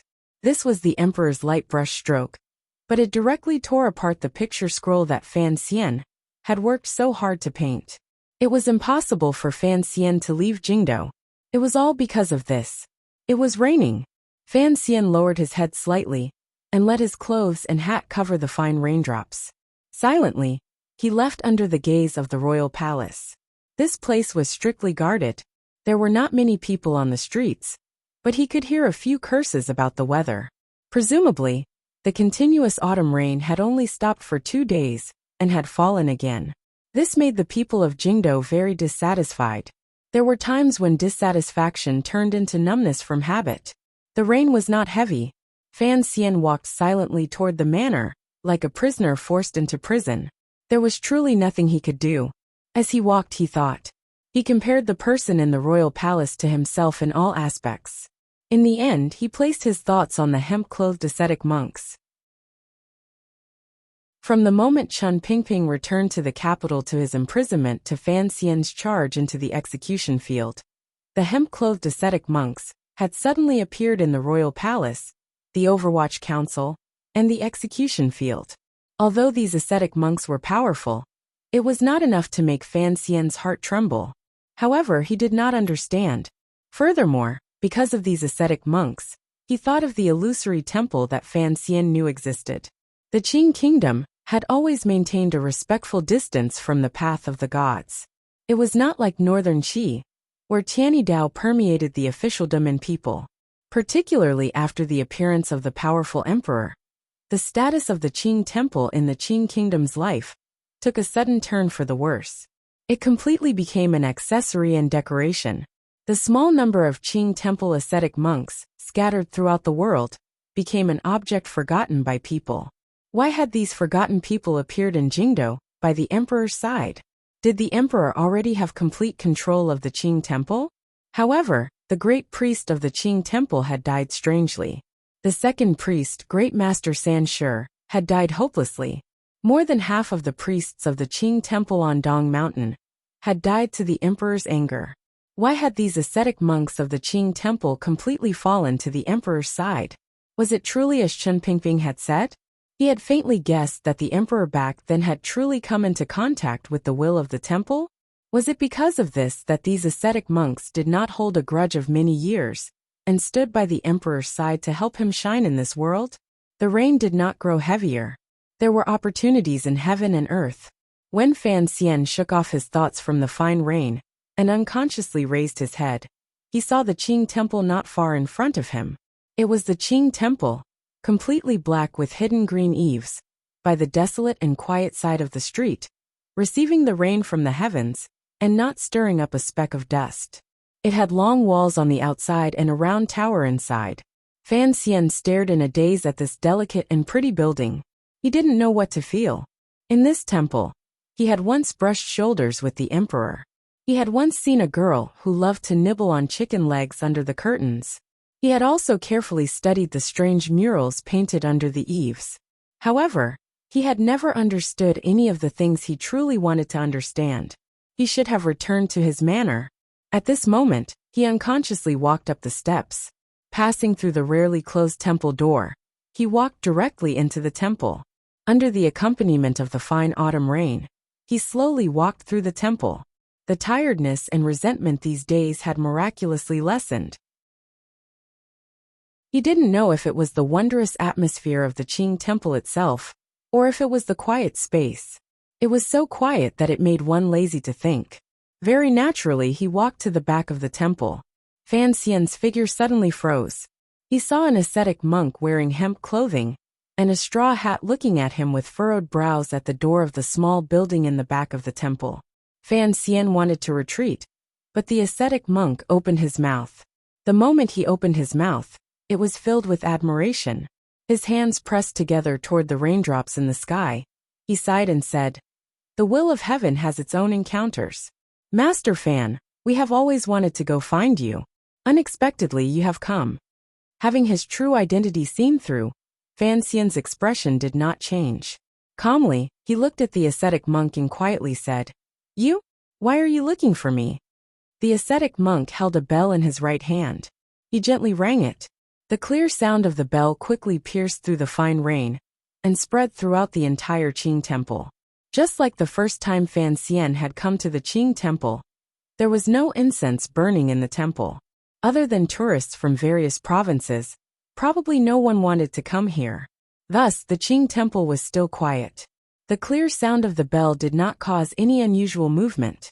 It only attracted a dozen ascetic monks, wearing the same style of hemp clothing and similar old straw hats. The ascetic monks walked out from all directions of the Qing temple and faintly surrounded Fan Xian in the center, just below the round tower. Fan Xian slowly took a deep breath and began to slowly circulate the Jinqi meridians that had never stopped in the two circulations in his body. Coldly, he looked at the ascetic monk in front of him and calmly said, "This temple has always been quiet. You are not preaching under heaven. Why have you come back to disturb the peace here?" Sir Fan has a kind heart and is deeply endowed with the virtue of heaven. In Jiangnan, you cultivate in Hangzhou and gather the wealth of the world to enrich the river works. We useless people travel through various provinces and have heard of Sir's benevolence and seen much of Sir's kindness. We have long hoped to meet you." The ascetic monk lowered his head in greeting. He had always called Fan Xian Sir Fan and not Sir Fan. That was because everyone in Jingdo knew that all of Fan Xian's official positions had been stripped by the emperor. "I don't think you have come specially to praise me." Fan Xian lowered his head slightly and furrowed his brows slightly. He had truly not thought that when he entered the temple to take a look, he would encounter such a group of strange people. Was it truly as the ascetic monk had said, that everything was fated? However, these strange ascetic monks truly seemed to have come specially to praise Fan Xian. They took off their straw hats and respectfully knelt down in front of Fan Xian in the center. Bowing, they sincerely praised and prayed for blessings. Fan Xian's expression was indifferent, but his heart was greatly shaken. The fine rain and the sound of praying mingled together. The atmosphere was very strange. The ascetic monks did not have the habit of wearing shoes. Their rough feet had been soaked in the rain until they were white. They knelt together on the wet ground and looked as laughable as frogs. However, the powerful aura emanating from their bodies and the words they said were not laughable. This powerful aura was the aura of these dozen ascetic monks after they had harmonized. It was so pure that no one dared to underestimate it. Sincere words like chanting a mantra rang out in the rain, accompanied by a dozen shiny bald heads in the rain. It was very annoying. For the sake of the people of the world, we beg that Sir Fan enter the palace to ask for forgiveness and comfort the emperor's heart. Fan Xian's face paled slightly. In an instant he knew what these ascetic monks wanted to do. The estrangement and dispute between the Qing emperor and Fan Xian, ruler and official father and son, had already continued for 7 days. Neither side had shown any signs of retreat. For the sake of the people of the world, naturally, someone had to admit their wrongs, and someone had to retreat. The Qing kingdom could only allow one dazzling leader. In the eyes of these ascetic monks, this person was the great emperor. The ascetic monks acutely sensed the Qing kingdom's greatest danger. For some reason, they decided to persuade Fan Xian on behalf of the emperor. In their hearts, and even in the hearts of the people, as long as Fan Xian once again returned to the emperor's light, the Qing kingdom and the world would certainly have an even better future. What if I am not willing? Fan Xian looked at these monks he had not had much contact with, and asked quietly. There was a death-like silence. Only the fine rain continued to fall, landing on the ascetic monks' bald heads. The rain on the eaves dripped onto the stone tiles of the Qing temple. After a long time, a dozen voices, thick and thin, big and small, but all of them were incomparably determined and holy, rang out. For the sake of the people of the world, please rest in peace. Chapter 7:13. For the sake of all life under heaven, please rest in peace. Hearing these words in the rain, Fan Xian couldn't help but laugh. His laugh was not exaggerated. The corners of his delicate and pretty face that was half exposed outside the hat curled up slightly, carrying a glimmer of disdain and a glimmer of absurdity. This was his truest reaction in his heart. Probably even he had not thought that entering the Qing temple in the rain would meet these ascetic monks. Furthermore, the temperament these ascetic monks exuded was so strange. What was the temple? There were not many people in the world who knew. The only person who had some understanding of that indistinct place was, without question, Fan Xian, who had accompanied Xiao En in death. In the days after his rebirth, he had guessed this question more than once. However, he had never been able to find any fundamental answers. Fan Xian knew many of the priests, ascetic monks, and monks who served the temple. Among them, the most famous was, without question, the imperial advisor of Northern Qi, the person in charge of Tianyi Dao, Master Ku He. Presumably, even Master Ku He would not think that he had accepted the will of the temple and would punish on behalf of heaven just because he pitied the toil of the common people. Yet, the ascetic monks in the rain in front of him were serious and resolute in saying such words. Fan Xian couldn't help but laugh coldly to himself. Why must it be me who rests in peace, and not someone else?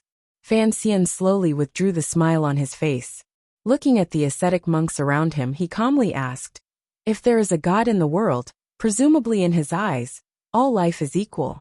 Since that is the case, why must you target me? Could it be that the ascetic monks who serve the temple are nothing more than scoundrels who bully the weak and fear the strong? These mocking words clearly had no effect on the ascetic monks. They continued to kneel calmly around Fan Xian's body, as if they were worshipping him. However, the pure aura that had already condensed into one had already firmly controlled Fan Xian's figure in the field. It's not difficult for me to enter the palace to ask for forgiveness, but I need an explanation. Why am I the sinner? Fan Xian slowly pulled off the rain hat connected to his collar, and allowed the weak raindrops to slowly flow down his smooth black hair. Seriously, he said. I originally didn't know that you, who were so unknown, were such fanatics. I can also understand the meaning you didn't say. It is nothing more than to unify the world and dispel decades of unease and the fires of war, so that the people can live in peace. I don't understand. What makes you think that man will be able to perfectly fulfill your hopes and carry out the will of the temple? Fan Xian turned his body slightly and felt that the heavy atmosphere around him was like a living thing.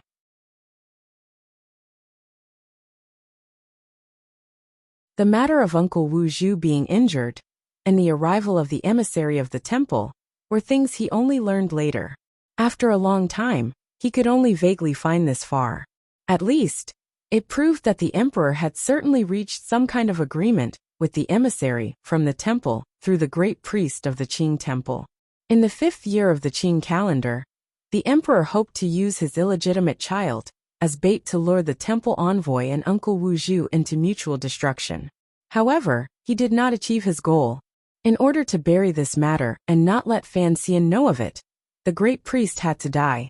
Fan Xian withdrew his gaze and looked at the ascetic monks in front of him. Naturally, he thought of the so-called Tianqi and the will transmitted by the temple emissary. That emissary was presumably the one who came to the Qing kingdom 22 years ago. Looking at it now, that envoy had not only moved Uncle Wu Zhu out of Jingdo, he had also represented the illusory temple and reached some kind of cooperation with the emperor. Cooperation between the emperor and the temple? Fan Xian furrowed his brows.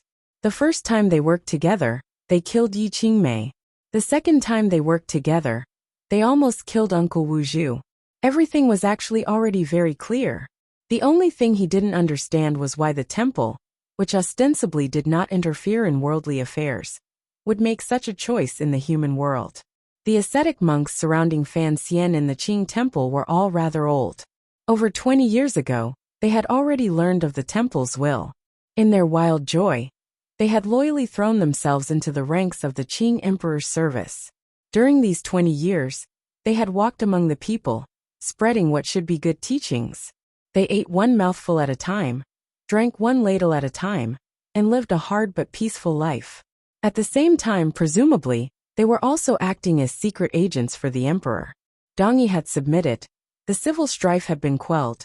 Chen Pingping had died. The weather was favorable. The people were at peace. The country was rich. And the army was strong. The Qing kingdom's power had reached its peak. Other than Fan Xian, it seemed that there was no one else who could stop the Qing emperor's march to unify the world. Thus, these ascetic monks returned to Jingdo and prepared to welcome that dazzling moment. Thus, the ascetic monks wanted to persuade Fan Xian to forget his personal grudge for this great cause. For the sake of the righteousness of the world, he would forget one person's sorrow. Fan Xian stood alone in the rain. Although the rain was light, it still gradually soaked through his clothes. These ascetic monks frankly told him what they had done these 20 years and explained the secrets hidden behind the Qing kingdom's history. They sincerely wanted to persuade him. They wanted to use the will of the temple, the people's submission, and the direction of the general trend to persuade Fan Xian not to make an enemy of the emperor. The emperor was a wise ruler chosen by heaven and the ruler of the world. It's all nonsense. Fan Xian shook his head helplessly and wiped the rain from his face.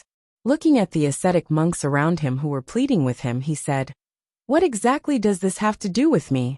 I'm just an official of His Majesty. No, I'm just a commoner now. I don't think anyone in the world would think that I can affect the general situation of the world. Isn't it a bit overreacting to force me into the palace, or to send me to the grave?"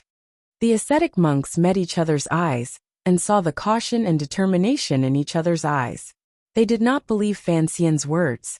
One of them looked at Fan Xian and said sincerely, "Because you are her son." Fan Xian was silent. He finally knew why the great array in the Qing temple had come.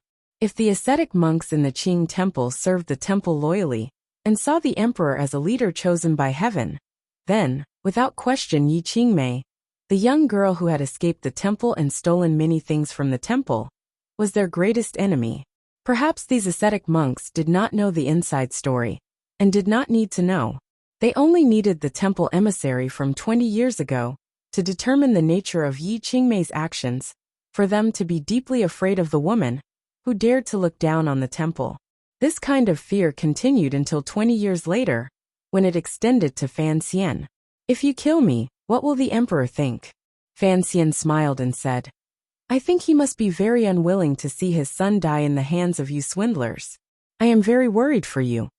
All of the ascetic monks saluted in unison, with unswerving expressions on their faces. No one replied, but the meaning they expressed was clear. For the sake of their goal, even if the emperor killed them all afterward, they would keep Fan Xian here forever. "I've heard everything I wanted to hear." The corner of Fan Xian's mouth twitched, and he said with slight mockery, "I think that if I agree to enter the palace, presumably you won't be at ease, and will place some restrictions on my body. Of course, I can feign civility and agree to it first. At least I can keep my life. It's just that you've misjudged one thing." Fan Xian gazed at them coldly and said, "I believe in the existence of the temple more than you do.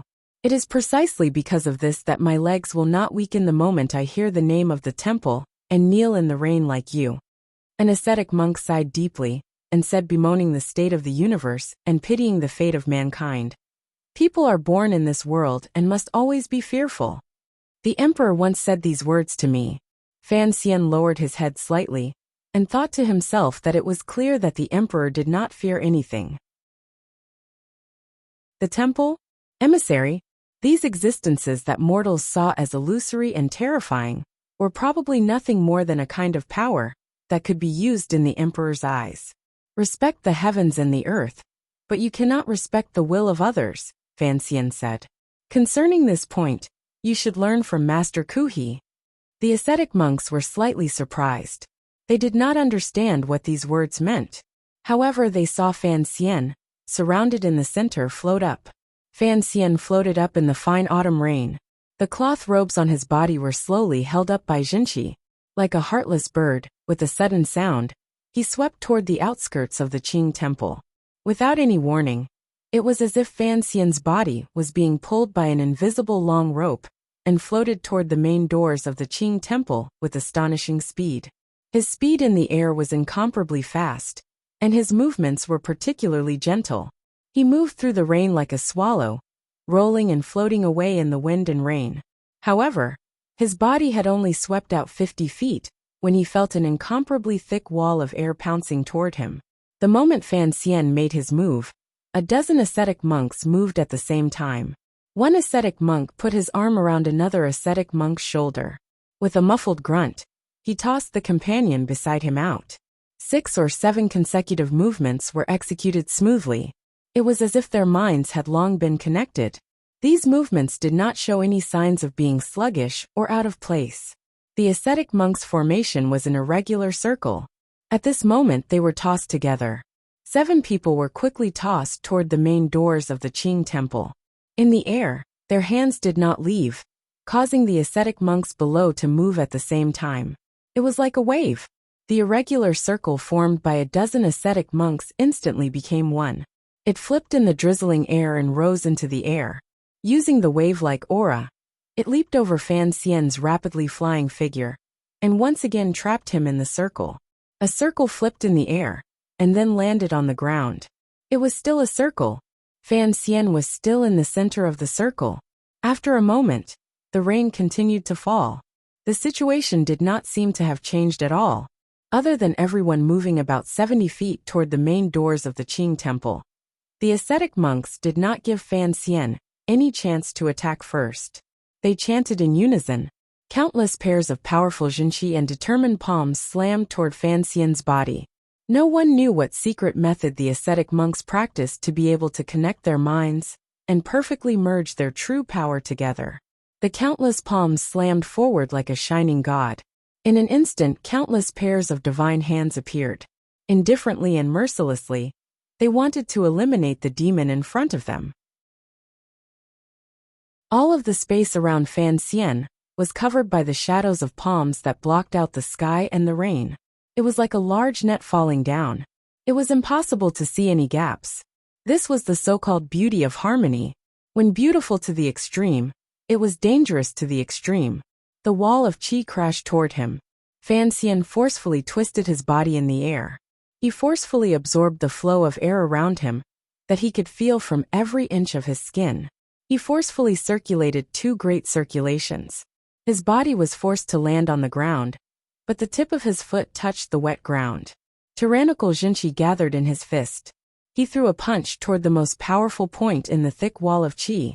In the instant that he was forced back into the harmonious situation, Fan Xian deeply smelled the scent of danger. 8 days ago, he had charged into the Jingdo execution field. He had stabbed an ascetic monk to death and forced back another. At the time, he had also paid the price of being hit 3 times. However, it was clear that the ascetic monks on the execution field had not displayed their greatest power. Fan Xian knew where the ascetic monks' power lay. It was in their ability to perfectly gather their individual power into one. This was not a group fight. It was not even the perfect teamwork of the Sword Hut disciples. On the contrary, it was more like the murderous light condensed between the Tiger Guard's long knives. When these ascetic monks formed a harmony, regardless of which ascetic monk Fan Xian faced, it was the same as facing them as a whole. In Fan Xian's eyes, the invisible wall of qi in front of him was as clear as a wall of white fog of varying thicknesses. He did not consider the consequences at all. He directly gathered all the jinchi in his body and struck out with a tyrannical force. The place he struck was the thickest part of the wall of qi. Using the strongest against the strongest, Fan Xian completely ignored the shadows of the palms that filled the sky. He knew that given his present strength, the other party would have to gather all of them together in order to be able to stand up to them. This was probably the rare powerful aura that a warrior had nurtured after experiencing a lot. As expected, Fan Xian struck out violently toward the wall of qi. The palms that filled the sky immediately disappeared. The shadow of one hand and the shadow of another quickly merged into one. Dozens of palms finally merged into one, a sparkling and glowing palm. This palm collided viciously with Fan Xian's tightly clenched fist. The air in the Qing temple seemed to change shape with this collision. The fine drifting autumn rain was shaken into the air. On the large plain, not a single drop of rain could fall. The entire air was filled with a dry and murderous aura. After a loud crash, the clothes on Fan Xian's right shoulder were torn to shreds and flew up like butterflies, revealing his trembling right arm. The face of the ascetic monk he was facing was strangely red and bright. There were 2 arms on each of his shoulders.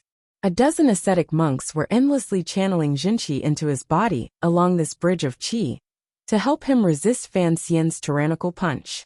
Fan Xian's face was deathly pale. The jinqi in his body spat out violently, but he was still unable to break through his opponent's encirclement. The jinqi coming from his opponent's palm was endless. It was like a wave, imposing, and incomparably turbulent. It gave one a feeling that it was difficult to resist. With a splat, the ascetic monk facing Fan Xian's palm spat out a mouthful of fresh blood. It dripped down along his clothes.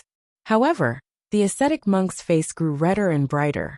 There was no sign of exhaustion or of being unable to bear the majestic jinqi in his body. He only carried a trace of pity as he looked at Fan Xian in front of him. It was as if he was waiting for him to admit defeat, disperse his martial arts, and submit. The ascetic monk walked and cultivated painstakingly in the most bitter places in the world. The tempering of the body and spirit indeed created an extraordinary cultivation. Signs of defeat had already appeared, but Fan Xian's eyes remained icy cold. There was not a trace of panic. There wasn't even the excitement of fighting for his life. There was only calmness. Calmly, he looked at the ascetic monk close to him and stared into his shining eyes. It was as if he wanted to see the color he hoped for in his eyes. Only Fan Xian knew that with just this exchange of fist and palm, the meridians in his body had been shaken to an unbearable state. His large and small circulations spun rapidly as he desperately exhaled jinqi along his fist. He was almost unable to hold on. In particular, the vital point of the mountain at his waist was beginning to heat up faintly. It was a sign of exhaustion. After all, it was an injured and weak body. Fan Xian's most vital point was there. He had only rested for a few days in the Fan Manor. During these few days, he had viciously used martial arts to kill people. His state of mind had not calmed down. He had not recovered to his peak. Fortunately, his meridians were different from those of a normal person. He had one more circulation than a normal person. That was why he could use his weak body to hold on for so long in front of the ascetic monk's harmonious power. If it had been 13th Wang or Haitang, they probably would not have fared better than him. However, Fan Xian still did not panic or despair. He only looked coldly into the ascetic monk's bright black eyes. Finally, just as Fan Xian was about to be unable to hold on, a wretched green color finally appeared in the eyes of the ascetic monk, close to Fan Xian's fist and palm. It was a wretched green color that was completely at odds with the eyes of a normal person. Then, 2 streams of black blood slowly flowed out of the ascetic monk's nostrils. The ascetic monks around Fan Xian did not notice this. They only sat cross-legged in the surroundings with their heads lowered in meditation, endlessly activating the resilient jinqi in their bodies. A glimmer of understanding flashed through the wretched green eyes of the ascetic monk with the black blood flowing out. Glancing at Fan Xian, he finally understood why the young man in front of him was willing to listen to their pleas earlier in the reign. He was using this autumn rain to spread the poison. The ascetic monk finally remembered Fan Xian's true teacher. He was the last disciple of that old poisonous creature. The ascetic monk felt as if his internal organs were being bitten by insects. His throat began to hurt, and the corners of his eyes began to grow numb. He knew that the poison in his body was beginning to act up. If he stopped now, presumably, he could use the jinqi in his body to suppress the poison. However, it was impossible for a colorless, odorless, and insoluble poison powder to be too terrifying. This was an innate principle of nature and common sense that all martial cultivators knew. The ascetic monk also knew this. Thus, he was not worried about his fellow disciples, other than him, who had faced Fan Xian head-on, and thus had the poison take effect the fastest. The other disciples should be able to hold out longer. The ascetic monk did not want Fan Xian to leave, because he had already discovered that Fan Xian could not hold on much longer. A glimmer of peace flashed through his wretched green eyes, as well as a glimmer of determination. With a muffled grunt, he completely abandoned the defense of his state of mind and opened up all of his meridians, allowing the jinqi to pour in from both sides. Then he pushed it along his arm toward Fan Xian's bare right arm. All of it was done in one palm. He was willing to use his death to exchange for Fan Xian's death and the prosperity of the Qing kingdom. However, Fan Xian was not willing. A biting coldness flashed through his eyes. He knew that the ascetic monk had forcefully activated his jinqi. The poison had entered his heart and could no longer be saved. He sunk his jinqi into his lower body and relaxed his right shoulder slightly. Using the power of the coffin breaker technique, he prepared to use his right arm to exchange for the death of the ascetic monk, the eye of the array, and then escape. Faced with this dangerous situation of death, Fan Xian had the willpower and courage to break his arm to survive. Other than Fan Xian, there were other people in this world who did not want to see Fan Xian die. The heart-chilling circle in the autumn rain rolled in a circle in the air. It was getting closer to the front door of the Qing temple. At this most dangerous moment, the two words on the sign behind the Qing temple's front door suddenly dimmed. It was not that the sky had dimmed, or that the two golden words had suddenly rusted. In the end, he had suffered a backlash from the harmonious situation. Without question, this ascetic monk was dead. He could not be more dead. The rain was already heavy and chaotic, randomly hitting the bodies of the ascetic monks. They silently looked at their comrade's body. A moment later, they bowed in silence and quickly jumped out of the Qing temple, chasing after the two figures that were about to disappear into the distance in the streets. No one knew if they would reflect on this. If the temple's edict was truly the will of heaven, then why were they unable to kill Fan Xian after putting in so much effort and even being willing to sacrifice their lives for a righteous cause? In the heavy autumn rain, Fan Xian and the shadow were like two gray shadows moving swiftly through the rain, under the eaves, in the dim sky, and through the silent streets. Not long after leaving the Qing temple, Fan Xian sensed that the clearly discernible aura behind him had caught up. Jingdo's Qing temple was 3 li outside. Usually, it was a very quiet place. Very few people passed by, and there were no private residences around that could be used. Today was another heavy rain, so there were no pedestrians taking shelter from the rain on the streets. This brought great inconvenience to Fan Xian and the shadow's escape. Fan Xian's pale face was covered in rainwater. He turned his head to glance at the middle-aged man beside him, but did not see any expression on his face. Fan Xian knew that in the end, he had still underestimated those fanatical martyrs and the power of the divine path that had lasted for thousands of years on this land. In the past, perhaps it was because Master Ku He and Northern Qi's Tianyi Dao had stolen all the glory, or perhaps the ascetic monks of the Qing temple were not very eye-catching and only liked to preach in the most remote places. Or perhaps the great and second priests of the Qing temple did not give people a sense of power. Fan Xian had never thought much of the Qing temple. However, today proved that this was a powerful enemy. Fan Xian even began to suspect that the knife formation the Tiger Guards used to defeat 9th-level aces was born from the miraculous combined attack of the Qing temple. Of course, if Fan Xian was still at his peak, he would not be in such a wretched state, particularly with his ability to escape so lightly. Born of the Overwatch Council, he and the Shadow, the foremost assassin in the world, would not think much of the pursuing ascetic monks. Normally, he and the Shadow would hide their tracks and turn to carry out the most sinister and terrifying ambush against these stubborn ascetic monks. However, he could not do so today. Because of the 1,000 li of running, the grief in his heart, the exhaustion of the days of hardship, and the heavy injuries he received on the walls of Xingyang Gate and on the execution field, Fan Xian's condition had already fallen to rock bottom. Particularly when he had fought head-on against a dozen ascetic monks earlier, he no longer had the strength to fight back. The expression of the Shadow beside him was cold and did not appear to be anything out of the ordinary. However, after many years of cooperation and closeness, Fan Xian could clearly see that the injuries on the Shadow's body were also very serious, perhaps even more serious than his own. Fan Xian knew why. The Shadow had only been injured once. That injury had been caused by Sigajian. After learning of Chen Pingping's death, Fan Xian could clearly guess what kind of reaction the Shadow would have. He was clearly in Dongyi, but he had returned to Jingdo at almost the same time as Wang Qinian. The speed at which this foremost assassin returned was faster than Wang Qinian, and possibly even faster than Fan Xian. With such a rush, the Shadow's injuries had presumably worsened. Fan Xian tilted his head and glanced at the Shadow, but didn't say anything. Split up in front. The Shadow spoke in a raspy voice. It carried a strange tone. It looked like this assassin also knew that their present situation could not be worse. They had to split up and divert the pursuing soldiers. Fan Xian nodded.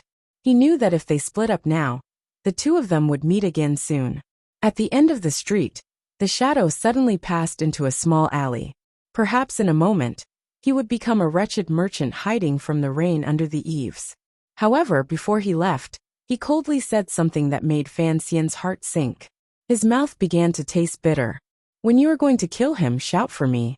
Because of the impact these words had on his state of mind, Fan Xian ran a little further than he had planned. The ascetic monks behind him followed from a distance, but Fan Xian was not worried. He passed through a small alley and came to the intersection of Dongchuan Street. He entered the main hall of Danbo bookstore. When he came out through the back door, he had already become a scholar holding an umbrella. He came to the door of the Imperial College and saw hundreds of umbrellas, thousands of umbrellas, and the fresh-faced and sunny students under the umbrellas.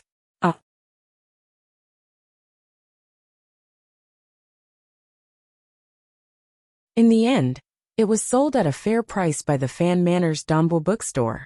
These years, the work of organizing books had continued, so the Danbo bookstore had been losing money the entire time. However, Fan Xian did not care about this. Just like how he had felt when he saw the bookshelves in Sun Pinner's boudoir during the Jingdo Rebellion, Fan Xian thought that this kind of thing was meaningful.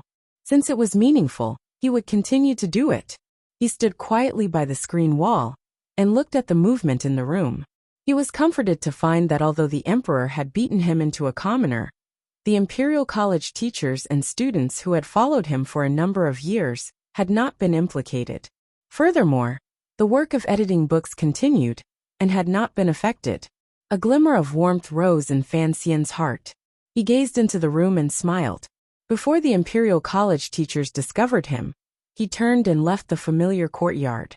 Slanting through the small hill in the northeast corner of the Imperial College, he followed a shallow lake and came to another familiar courtyard. This courtyard and these rooms were where Shu Wu the scholar had lived when he taught. Later, Hu the scholar had been summoned back to Jingdo by imperial edict and squeezed in. After Shu Wu retired, this courtyard belonged to Hu the scholar alone. The last time Fan Xian had asked for Hu the scholar's help, it had happened in this courtyard. Fan Xian pushed open the door and entered. He bowed to the shocked officials and teachers. He then walked into the study alone, leaving behind the group of people looking at each other in dismay. Hearing someone push open the door and enter, Hu the scholar, who had been buried in his desk, raised his head. He quickly took off the crystal spectacles on the bridge of his nose. His face quickly changed to a solemn expression. The leader of the Qing civil officials was not in a good mood.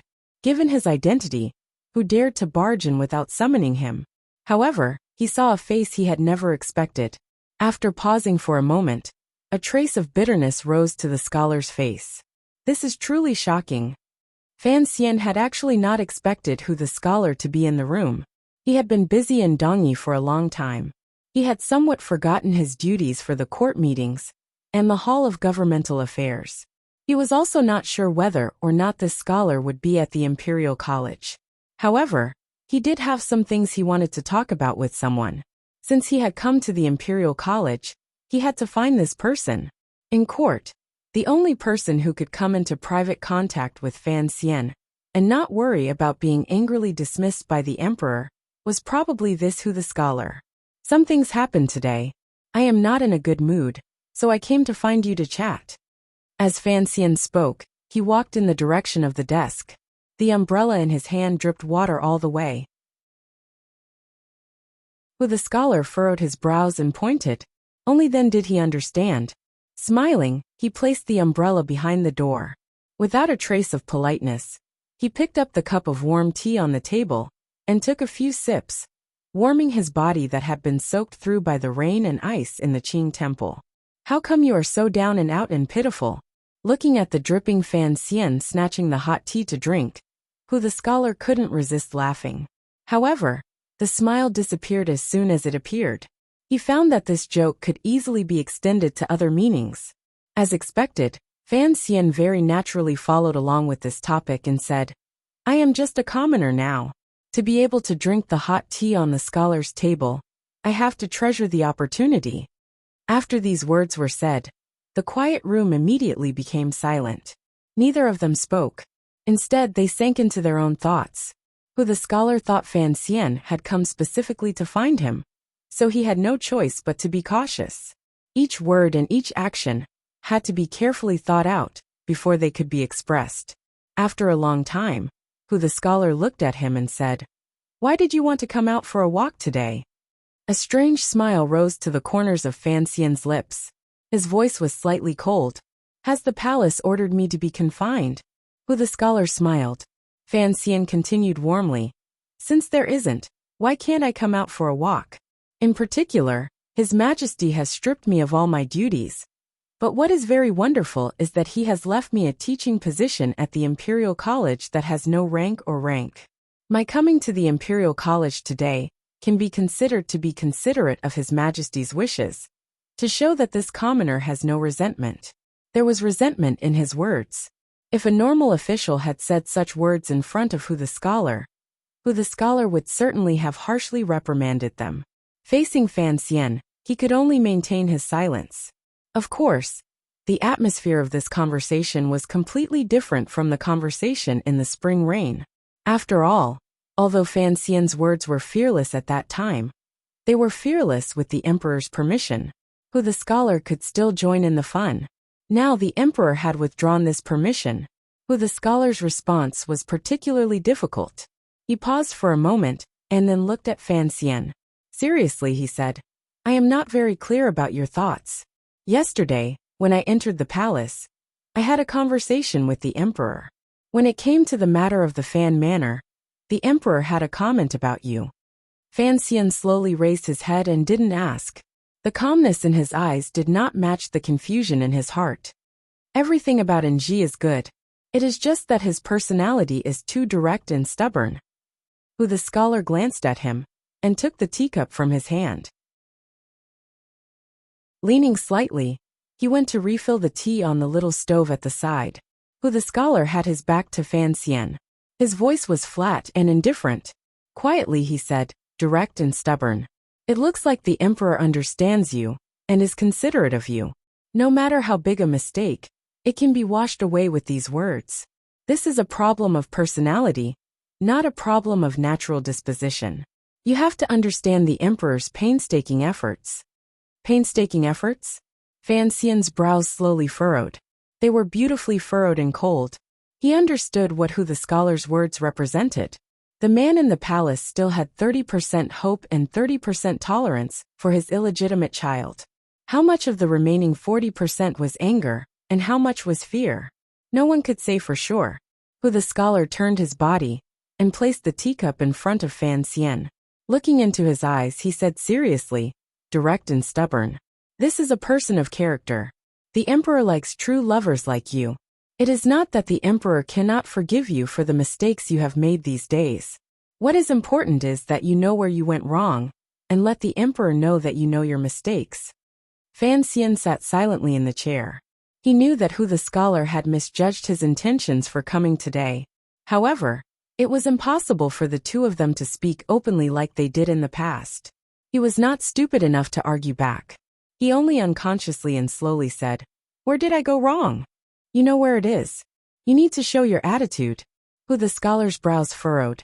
With slight worry, he said, "Any of the things you have done these dozen days is enough for you to be struck into the dust and unable to rise again. The Black Knights have passed through the provinces. The memorials accusing you these days have flown into the Hall of Governmental Affairs like snowflakes. Probably the officials in these places still don't know that the emperor has long punished me." Fan Xian smiled. "When has the emperor truly punished you?" Hu the scholar's brows furrowed even deeper. Even the moisturizing cream he had to wear every day was almost unable to hide the deep wrinkles on his forehead.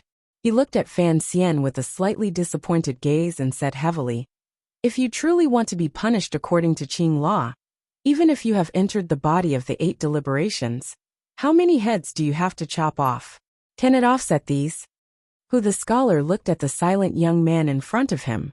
For some reason, a fire of anger that was difficult to suppress rose in his heart.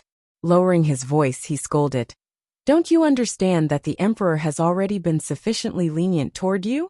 If you continue to challenge the power of the court like this, and sharpen the emperor's patience." "So what?" Fan Xian woodenly cut off Hu the scholar's words. Hu the scholar looked at him calmly. The disappointment in his eyes grew stronger and stronger. After a long time, he said in a raspy voice, "Do you want to die?" Fan Xian raised his head to look at him. "Don't rely on the emperor's favor to continue making trouble without regard for the law and morality." It looked like Hu the scholar was truly angry. As the leader of the Qing civil officials, he had been like the other officials in court these days, watching as the emperor and Fan Xian turned against each other. He watched as the originally beautiful autumn scenery of the Qing kingdom added countless dark clouds because of this sudden change. As a high-ranking official of the Qing kingdom, and a citizen of the Qing kingdom, they all wanted to persuade Fan Xian to enter the palace to ask for forgiveness, and end this period of unrest. However, the attitude Fan Xian had displayed these days gradually chilled the hearts of everyone, including Hu the scholar. "You think that I am just a favored official?" Fan Xian did not want to brag about his abilities like a child. After hearing these words, he still couldn't resist furrowing his brows slightly and asking, "It has nothing to do with favor. You are just an official. I am also an official."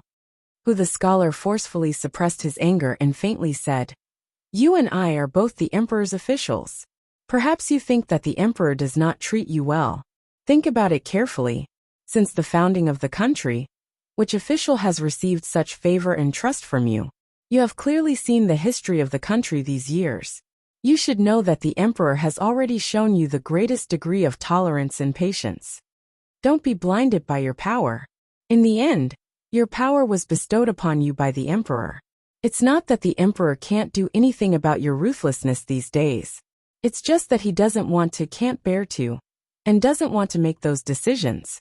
It's not that he can't." Hu the scholar slowly lowered his eyelids and said in a serious voice, "Of course, I have to admit that you are an exceptional official." Hu the scholar did not finish because he wanted to tell Fan Xian that if the emperor truly did not have a sliver of leniency toward him, perhaps he would have long thrown him into prison or even executed him. The emperor had always had this ability. However, these involved the matters between the emperor and Fan Xian. Hu the scholar's emotions surged. He realized that he had already said too much, so he silently changed the topic. No one wants to see a meritorious official of the Qing kingdom disappear from Jingdo because of his arrogance. Hu the scholar looked at Fan Xian and said solemnly, "One must know when to turn back when one is lost. There has to be a limit to one's stubbornness." These words seemed to have been said not long ago by many Baldies. Fan Xian smiled unhappily and straightened his body. Looks like the present Jingdo and the world all think that I am the little insect in front of the carriage of history. I should either quickly move out of the way, or be crushed to death. If I have my own thoughts, then I am a sinner. He gradually withdrew his smile, and thought of the group of wastrels he had crippled outside Baiwa brothel many years ago. He also thought of what Wanner had once said was very similar to who the scholars. The emperor's patience in the end had a limit. Presently, he was trapped in Jingdo and could not leave. If someone wanted to kill or cripple him, it was only a matter of a word. This was different from the siege of the ascetic monks in the Qing temple. Once the Qing court truly decided to get rid of Fan Xian, this unstable factor, no matter how shocking Fan Xian's cultivation was, he would not be able to escape this fate. After all, he was not a great grandmaster. Earlier, when I braved the rain to enter the Imperial College and watched those scholars walk past me, I thought that perhaps one day, I would also become someone worthy of disdain in their eyes. Fan Xian said tiredly with his head lowered. No one has ever blamed you or disdained you. Not only these students, but even the officials and people in Jingdo have some respect for you when it comes to matters on the execution field. Hu the scholar coughed and slowly said, just like the emperor's criticism of you, you displayed sufficient stubbornness in the matter of Director Chen. This kind of true nature can make many people understand you. However, you must learn to think through these things. The people respect you only because of your affection. However, if you really do something treacherous and heinous, then, however, if you truly have any treasonous actions, even thoughts. Hu the scholar's voice became icy. I cannot tolerate you. The court cannot tolerate you. The people cannot tolerate you. The emperor cannot tolerate you. You must understand. This is the unified will of the Qing court. I hope you won't mess around. Mess around? Fan Xian smiled, but there was a heavy pressure in his smile. Being the enemy of the world was not something he was afraid of. His heart was still thinking back to the thoughts in his mind earlier. He could not quite come back to his senses. After a long time, he bowed solemnly toward Hu the scholar. He didn't say anything or give any information. He turned and walked toward the door. Although I don't want to admit it, I have to admit that I am already old. Hu the scholar looked at Fan Xian's back and suddenly blurted out. Slowly, he said, the words I said today were a bit excessive. However, the world is not yet settled. The war cannot stop.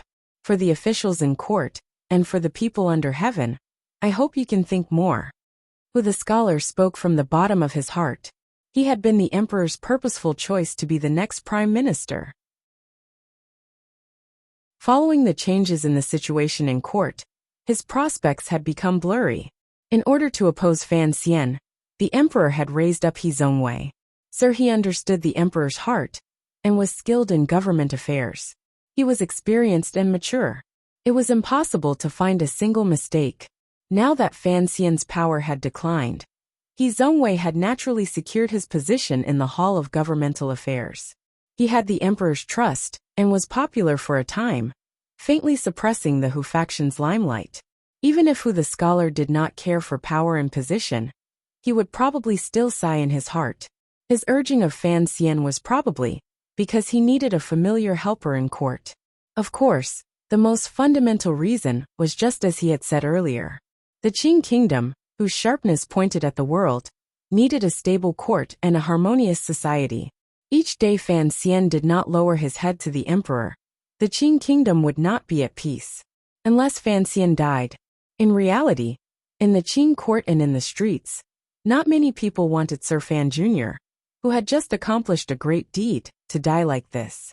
I understand what you mean. Fan Xian didn't turn his head. After a long silence, he said, perhaps one day I will think it through and enter the palace to ask for forgiveness. Behind him, Hu the scholar smiled bitterly and thought, if I wait for you to think it through, how many years and months will that take? Perhaps I was truly wrong.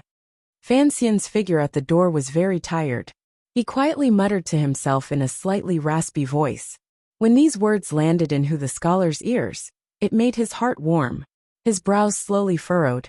He decided to enter the palace again tonight. In his opinion, the dispute between the emperor and Fan Xian was not something that could not be resolved. It was just that no one wanted to lower their head first. If he could convince the emperor to send an edict summoning Fan Xian into the palace, perhaps Fan Xian would go with the flow. As he thought this, Fan Xian suddenly turned his head and said, "Although I am no longer in the Overwatch Council, I know a very interesting piece of news. Perhaps you would like to hear it." The scholar raised his head slightly. Fan Wujiu is a strategist in Scholar He's manner. Fan Xian bowed again and walked out of the room. The rain in the Imperial College continued to fall unhurriedly. Under the umbrella, Fan Xian's calm face did not change in the slightest. He had already achieved his goal in his conversation with the scholar. He knew exactly what the upper echelons of court officials thought of him. He also understood where the bottom line of the emperor's generosity toward him was. Of course, the most important thing was the last two sentences. Fan Xian held the umbrella and walked silently in the rain. He thought to himself that if it wasn't tonight or tomorrow, the palace would probably send out an edict summoning him into the palace. Through the scholar releasing some kind of signal into the palace, perhaps he could hide it from the man on the dragon chair. All of this was because the people of the Qinian unit had just left the capital, so Fan Xian was not ready. He had to control this cold war between ruler and official to within the range of a spring failing. He was preparing at all times. That night, the scholar entered the palace. No one knew what he said with tears and tears to the emperor, but the eunuchs serving in the royal study all knew that the emperor's mood should be much better. An edict was immediately sent out of the palace. The dark killing field outside the Fan Manor, which had been tormented for 7 days, came to an end. Until Scholar who left the royal palace with a peaceful and happy expression, he still did not tell the emperor the shocking news Fan Xian had told him. For one reason, he didn't understand why Fan Xian had told him such an important matter. Was there a hidden conspiracy behind it? For another reason, the Qing kingdom was like what the scholar believed. What they needed was unity. In the Imperial College, he only felt that the name Fan Wujiu sounded familiar, but he couldn't remember who it was. After all, he was the head scholar of the Hall of Governmental Affairs. In the time it took to drink a cup of tea, his subordinates found out that Fan Wujiu was one of the 8 generals of the second prince's manor. Walking out of the palace and into the carriage, the scholar couldn't resist sighing. He gently stroked his beard and smiled. He thought to himself that Sir Fan Jr. was indeed a cute person who held grudges.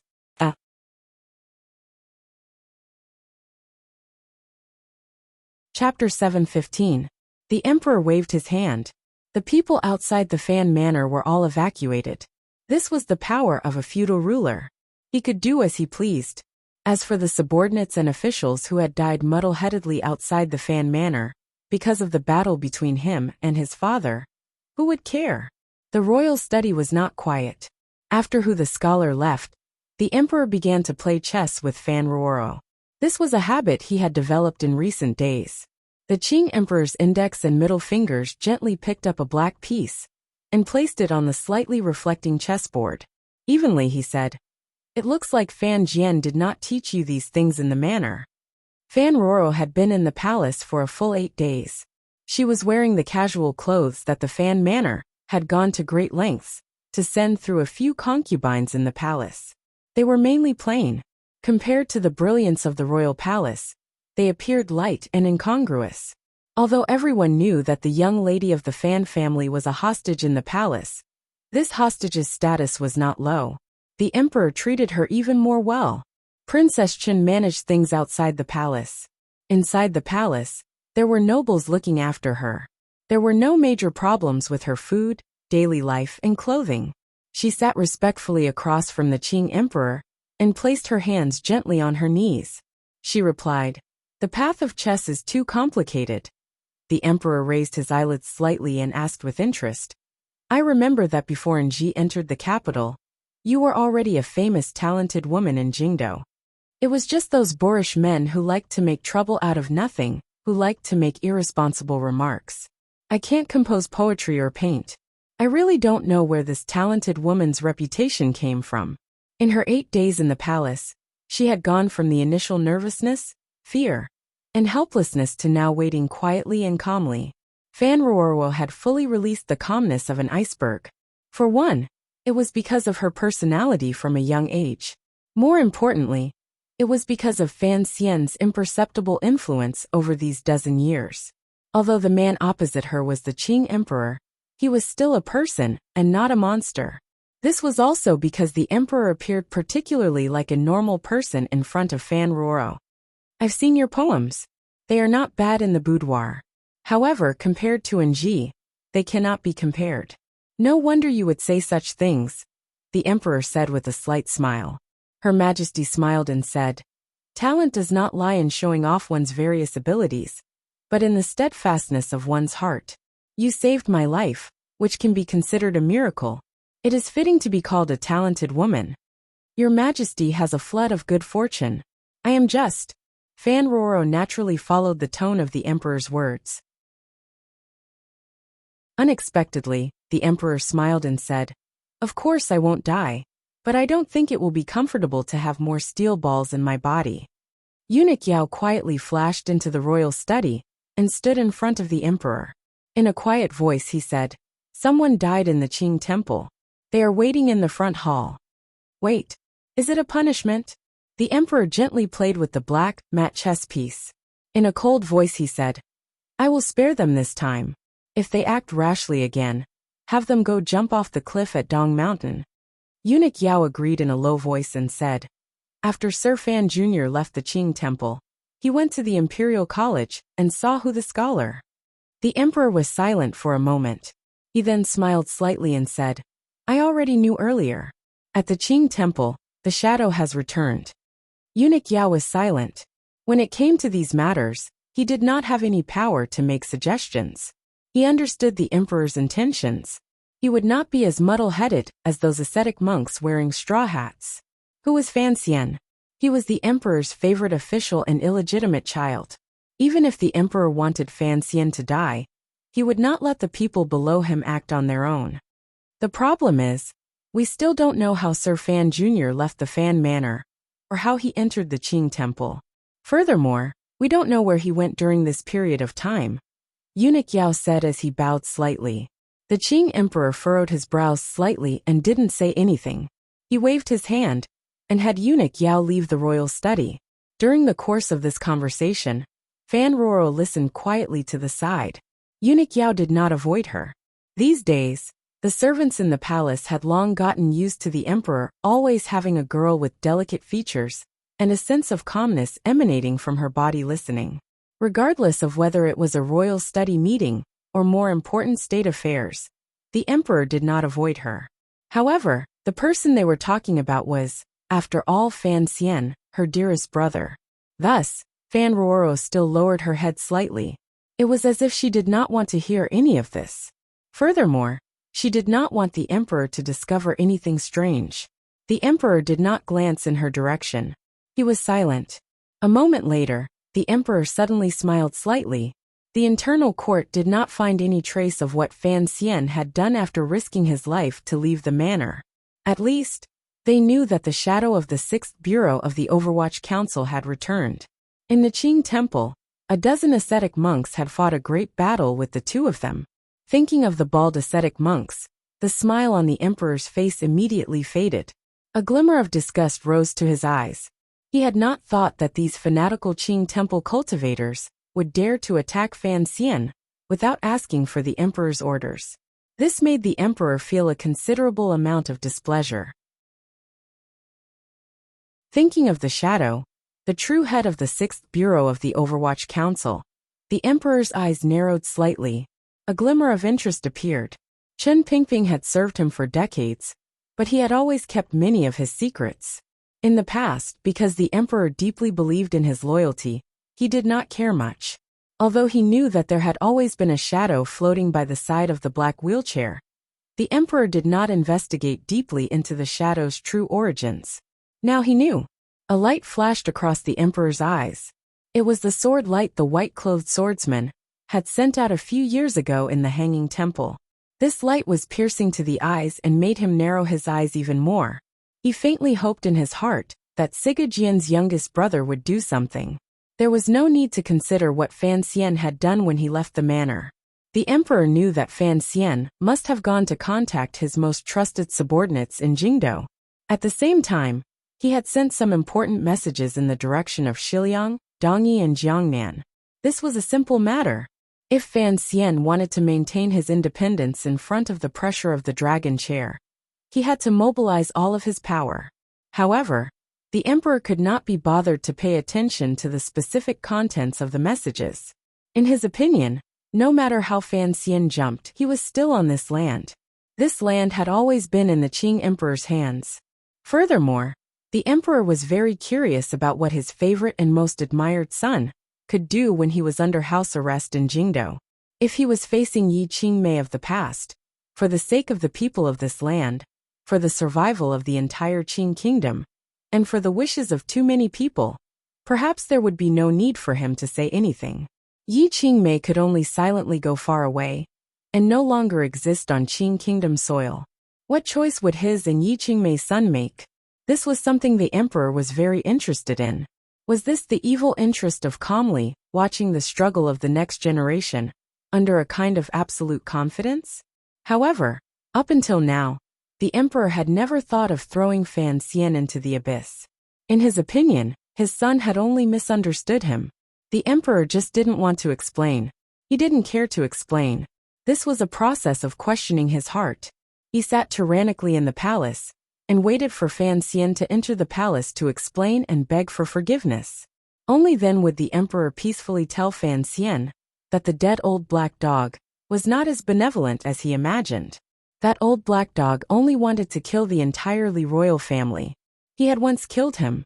Although his surname was Fan, in reality it was Li. Something like that?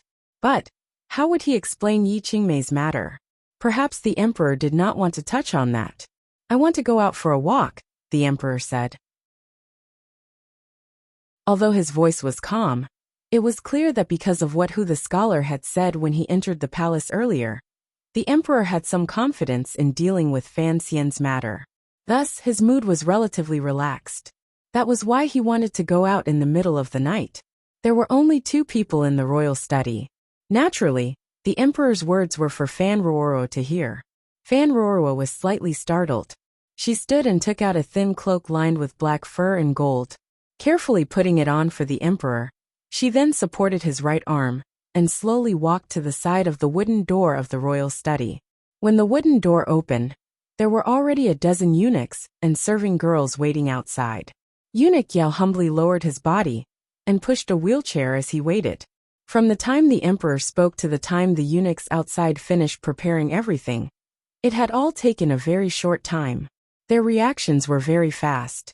The emperor looked at the wheelchair outside the door, and did not show a trace of admiration on his face. He only glanced coldly at Eunuch Yao, and paid no attention to the servants outside. With Fan Ruoro's support, he walked toward the royal palace in the night. Being stared at by the emperor coldly, Eunuch Yao's body was covered in cold sweat. 8 days had passed. Not many people knew that the battle between ruler and officials in the royal study had caused the emperor serious injuries. Although it was not life-threatening, the emperor's body had still suffered injuries that were difficult to recover from in a short time. Additionally, Chen Pingping's heart-wrenching words that day made the emperor's mental state not particularly good. Thus, Eunuch Yao had prepared this wheelchair. He had not expected that the emperor would be so unhappy. He immediately realized that regardless of whether it was because he did not want the officials to know the true state of his body, or because the wheelchair made him think of the old director, who had made the emperor angry and pained, Eunuch Yao had made a big mistake. This kind of mistake could not be made. Fortunately, the emperor was a master who was more magnanimous toward servants than his own family. He would not easily shift his anger, so Eunuch Yao did not have to worry about his life. He wiped away the cold sweat on his forehead. Leading a group of eunuchs and serving girls, he quietly followed behind. Looking at the young lady of the Fan family gently supporting the emperor forward, no one dared to get too close. The lanterns hanging in the corridors of the royal palace were not very bright. They were only used to illuminate the stone path beneath their feet. Usually, once night fell, The nobles would shut themselves up in the palace and not come out. Only the eunuchs and serving girls who had work to do would walk along these quiet long corridors. Today, the slightly dim light shone on the emperor and Fan Roro's bodies, dragging out long and short shadows. It made the eunuchs and serving girls they met tremble with fear, and hurriedly kneel by the side of the path. Just as Eunuch Yao had guessed, the emperor's earlier displeasure was because of the wheelchair by the door of the royal study. Once he saw the wheelchair, the emperor naturally thought of the old, black dog in the wheelchair, who often walked side by side with him in the royal palace in the dead of night. As if they were talking about family matters, they discussed the situation of the world, the internal strife of the royal family, drew up plans, and estimated the number of deaths. The Qing emperor was human. He greatly missed those scenes of the past. Because of this and Chen Pingping's betrayal, these beautiful scenes worth remembering suddenly had an extra layer of strangeness and disbelief. Thus he felt angry. Other than anger, there was also a thread of complicated emotions in his heart. A few years ago, because of the hanging temple incident, Fan Xian had been heavily injured and almost lost his life. After he had recovered, that young man had also entered the palace in a wheelchair and talked with the emperor for a long time. That was the first time the emperor had spoken with Fan Xian. Although they still did not explicitly state their relationship, and were not like the time in the little building, for the Qing emperor, it was still an important meeting. Seeing the wheelchair tonight, he thought of Chen Pingping and Fan Xian after his injury. His emotions became complicated. Slowly he said, "The reason I wanted to cut that old dog to pieces was because he was extremely ruthless and extremely deceitful." Fan Roro held his arm and maintained a distance. She did not feel it was too tiring. Hearing these words, she felt that the emperor's body had become as heavy as Mount Tai. If a ruler wanted an official to die, the official had no choice but to die. In particular, Director Chen's rebellious actions were clear to the heavens and earth. No one could use this matter to question the emperor, other than Fan Xian. More importantly, the emperor did not need to explain anything. Just like these days, he never thought of taking the initiative to explain anything to Fan Xian. However, on this early autumn night, just as she and the emperor were alone, the emperor had spoken. Were these words meant for her to hear, or was he borrowing her mouth to say it to his brother? Fan Roro lowered her head slightly and didn't reply. She was thinking endlessly in her heart. In the end, that old dog purposely died at my hands, so that Nji would resent and hate me. How could I allow such an evil person to die happily? The emperor's voice was slightly tired. He turned his head and glanced at Fan Roro. He then turned his head back and looked at the quiet palace. "Tomorrow, I will give an order for Nji to enter the palace to pay his respects." Fan Roro's figure froze slightly. With one hand holding the emperor's arm, she crouched down slightly and curtsied. Sincerely, she said, "Thank you, Your Majesty." The emperor's face was expressionless. It was as if he did not think that in this cold war, he was the first to take a step back, and still needed the daughter of an official to express her thanks. What moved him a little was that after the young lady of the Fan family said these 3 words, she did not say anything else. She only held his arm, and continued to stroll through the palace. She did not say a word about her leaving the palace. "You are different." The emperor turned his head, and glanced at her with deep meaning. "In the past, I often came with Chun to stroll through the palace. However, as she grew older, I came less often. Furthermore, she is much more mischievous than you. Naturally, I cannot compare to sister-in-law." Fan Roro lowered her head and replied quietly. The emperor smiled and didn't say anything. He felt that the little girl beside him was extremely light and boastful. However, it was also pitiful. Ever since Lin Wanner had grown up, there were probably not many people who would accompany the emperor like a true junior. Because the emperor had no family matters. In the hearts of the princes, whether alive or dead, their father could never be a true father. Fan Roro's heart was also filled with confusion and emotion. After these days of interaction, this unfamiliar and incomparably dignified emperor seemed to gradually come down from the altar. He also took off the dazzling golden outer clothing and became more like a normal elder. Perhaps it was more accurate to say that he was an elder who had been seriously injured and was gradually showing signs of old age. In the quiet night palace, the young lady of the Fan family supported the emperor for a stroll. This scene fell into the eyes of many people. This was not the first time people had discovered that the emperor treated the young lady of the Fan family strangely. Ever since the emperor had been injured in the royal study, and the young lady of the Fan family had entered the palace to be treated, everyone in the royal palace knew that the emperor treated her differently. Anyone with a bit of intelligence knew that the young lady of the Fan family was currently a hostage. However, there were no more hostages like that in this world. Her life in the palace followed Princess Chen's rules. Other than returning to the palace to rest at night, the young lady of the Fan family would spend the entire day with the emperor in the royal study. Even when the emperor discussed state affairs, he did not avoid her. The scholars of the Hall of Governmental Affairs were also shocked by this scene. However, they were all people of status, so they would not spread rumors. However, Scholar He's expression would often appear unnatural when he saw the young lady of the Fan family in the royal study. It was different inside the royal palace. There were many people and many mouths. For a moment, there was much discussion. Humans were always a forgetful species. Perhaps the eunuchs and serving girls in the palace had already forgotten the thunderstorm in the 7th year of the Qing calendar and the bloody purge in the palace because of rumors. They had once again thrown themselves into the great work of gossip. Perhaps it was because too many people had died 3 years ago. At this time, many new eunuchs and serving girls had entered the royal palace. They did not know the danger hidden in the royal family's bearing. Perhaps it was because the emperor's attitude toward the young lady of the Fan family was truly incomprehensible. Rumors about the royal study gradually spread throughout the royal palace.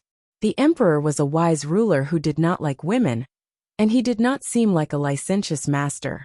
In these years, there had only been a dozen female masters in the royal palace, and only 4 had children.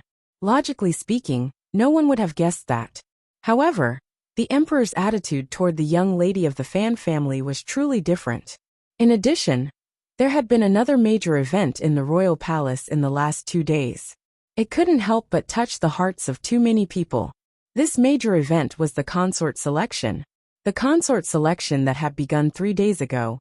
The Qing royal palace had stopped consort selection activities for over a dozen years. No one understood why the emperor would suddenly have the idea of filling up the back palace at such a time. Was it because the crisis of approaching middle age had made this ruler suddenly think of a youthful madness? Starting from 3 days ago, the consort selection, hosted by Taichung Temple and coordinated by the Internal Court and the Ministry of Rites, began. Since the Qing kingdom was already unfamiliar with this entire process, the Ministry of Rites appeared to be in a panic.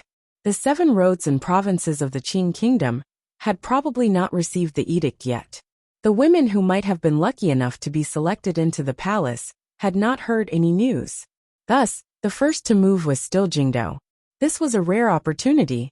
The nobles, officials, and famous scholars who had been dormant in Jingdo for too long all wanted to grasp this opportunity.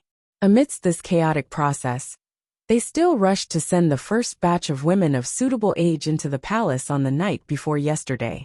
Because of the arrival of the youthful and graceful women, the royal palace, which had been peaceful for many years, immediately gained a youthful and threatening feeling. Even though it was already night, clear laughter still rang out from the courtyards where the women were. The overflowing feeling of spring filled the palace at the beginning of autumn. Thus, the people in the royal palace cast suspicious gazes toward the royal study. If the emperor's heart was truly moved, how would the young lady of the Fan family, who had won the emperor's heart, be settled? They're all a group of idiots. Iguipin's eyelids drooped slightly. Gently pulling on the 3rd prince's hand, she smiled coldly and said, "Who is the emperor? Who is your teacher? How could such absurd words come out of the palace? Most of the people in the palace are idiots. Furthermore, there are too many new people. Perhaps they have already forgotten many things." The 3rd prince, Li Qingping, smiled. This young prince's smile was a bit forced. There was a faint worry between his increasingly bright brows. Iguapan looked at her son and sighed softly. His Majesty is a wise ruler. Naturally, he would not do such absurd things. The selection of beauties to enter the palace this time has nothing to do with that person in the royal study. Your father is only. Before she finished speaking, Li Qingping raised his head and looked at his mother. Gloomily he said, I heard that father will summon you into the palace tomorrow, but the selection of women. I'm afraid father will not be able to trust you as much as he did in the past. For the story, Fan Ruoro's presence in the palace was a very important matter to prevent that person from becoming less and less human. As for the selection of women, it was a problem of the fertility machine. The Qing emperor was not an absurd person, but he was someone who planned far ahead. It was normal for the third prince to be worried about this. You're tuning in to the Dreamy Chapters YouTube channel. We're so grateful for your support, and don't forget to subscribe to join us on this incredible journey through captivating stories. Your generosity through donations truly makes a world of difference, as it's the primary source of revenue that allows me to expand and enhance this channel for you. Thank you from the bottom of my heart for being a part of this adventure.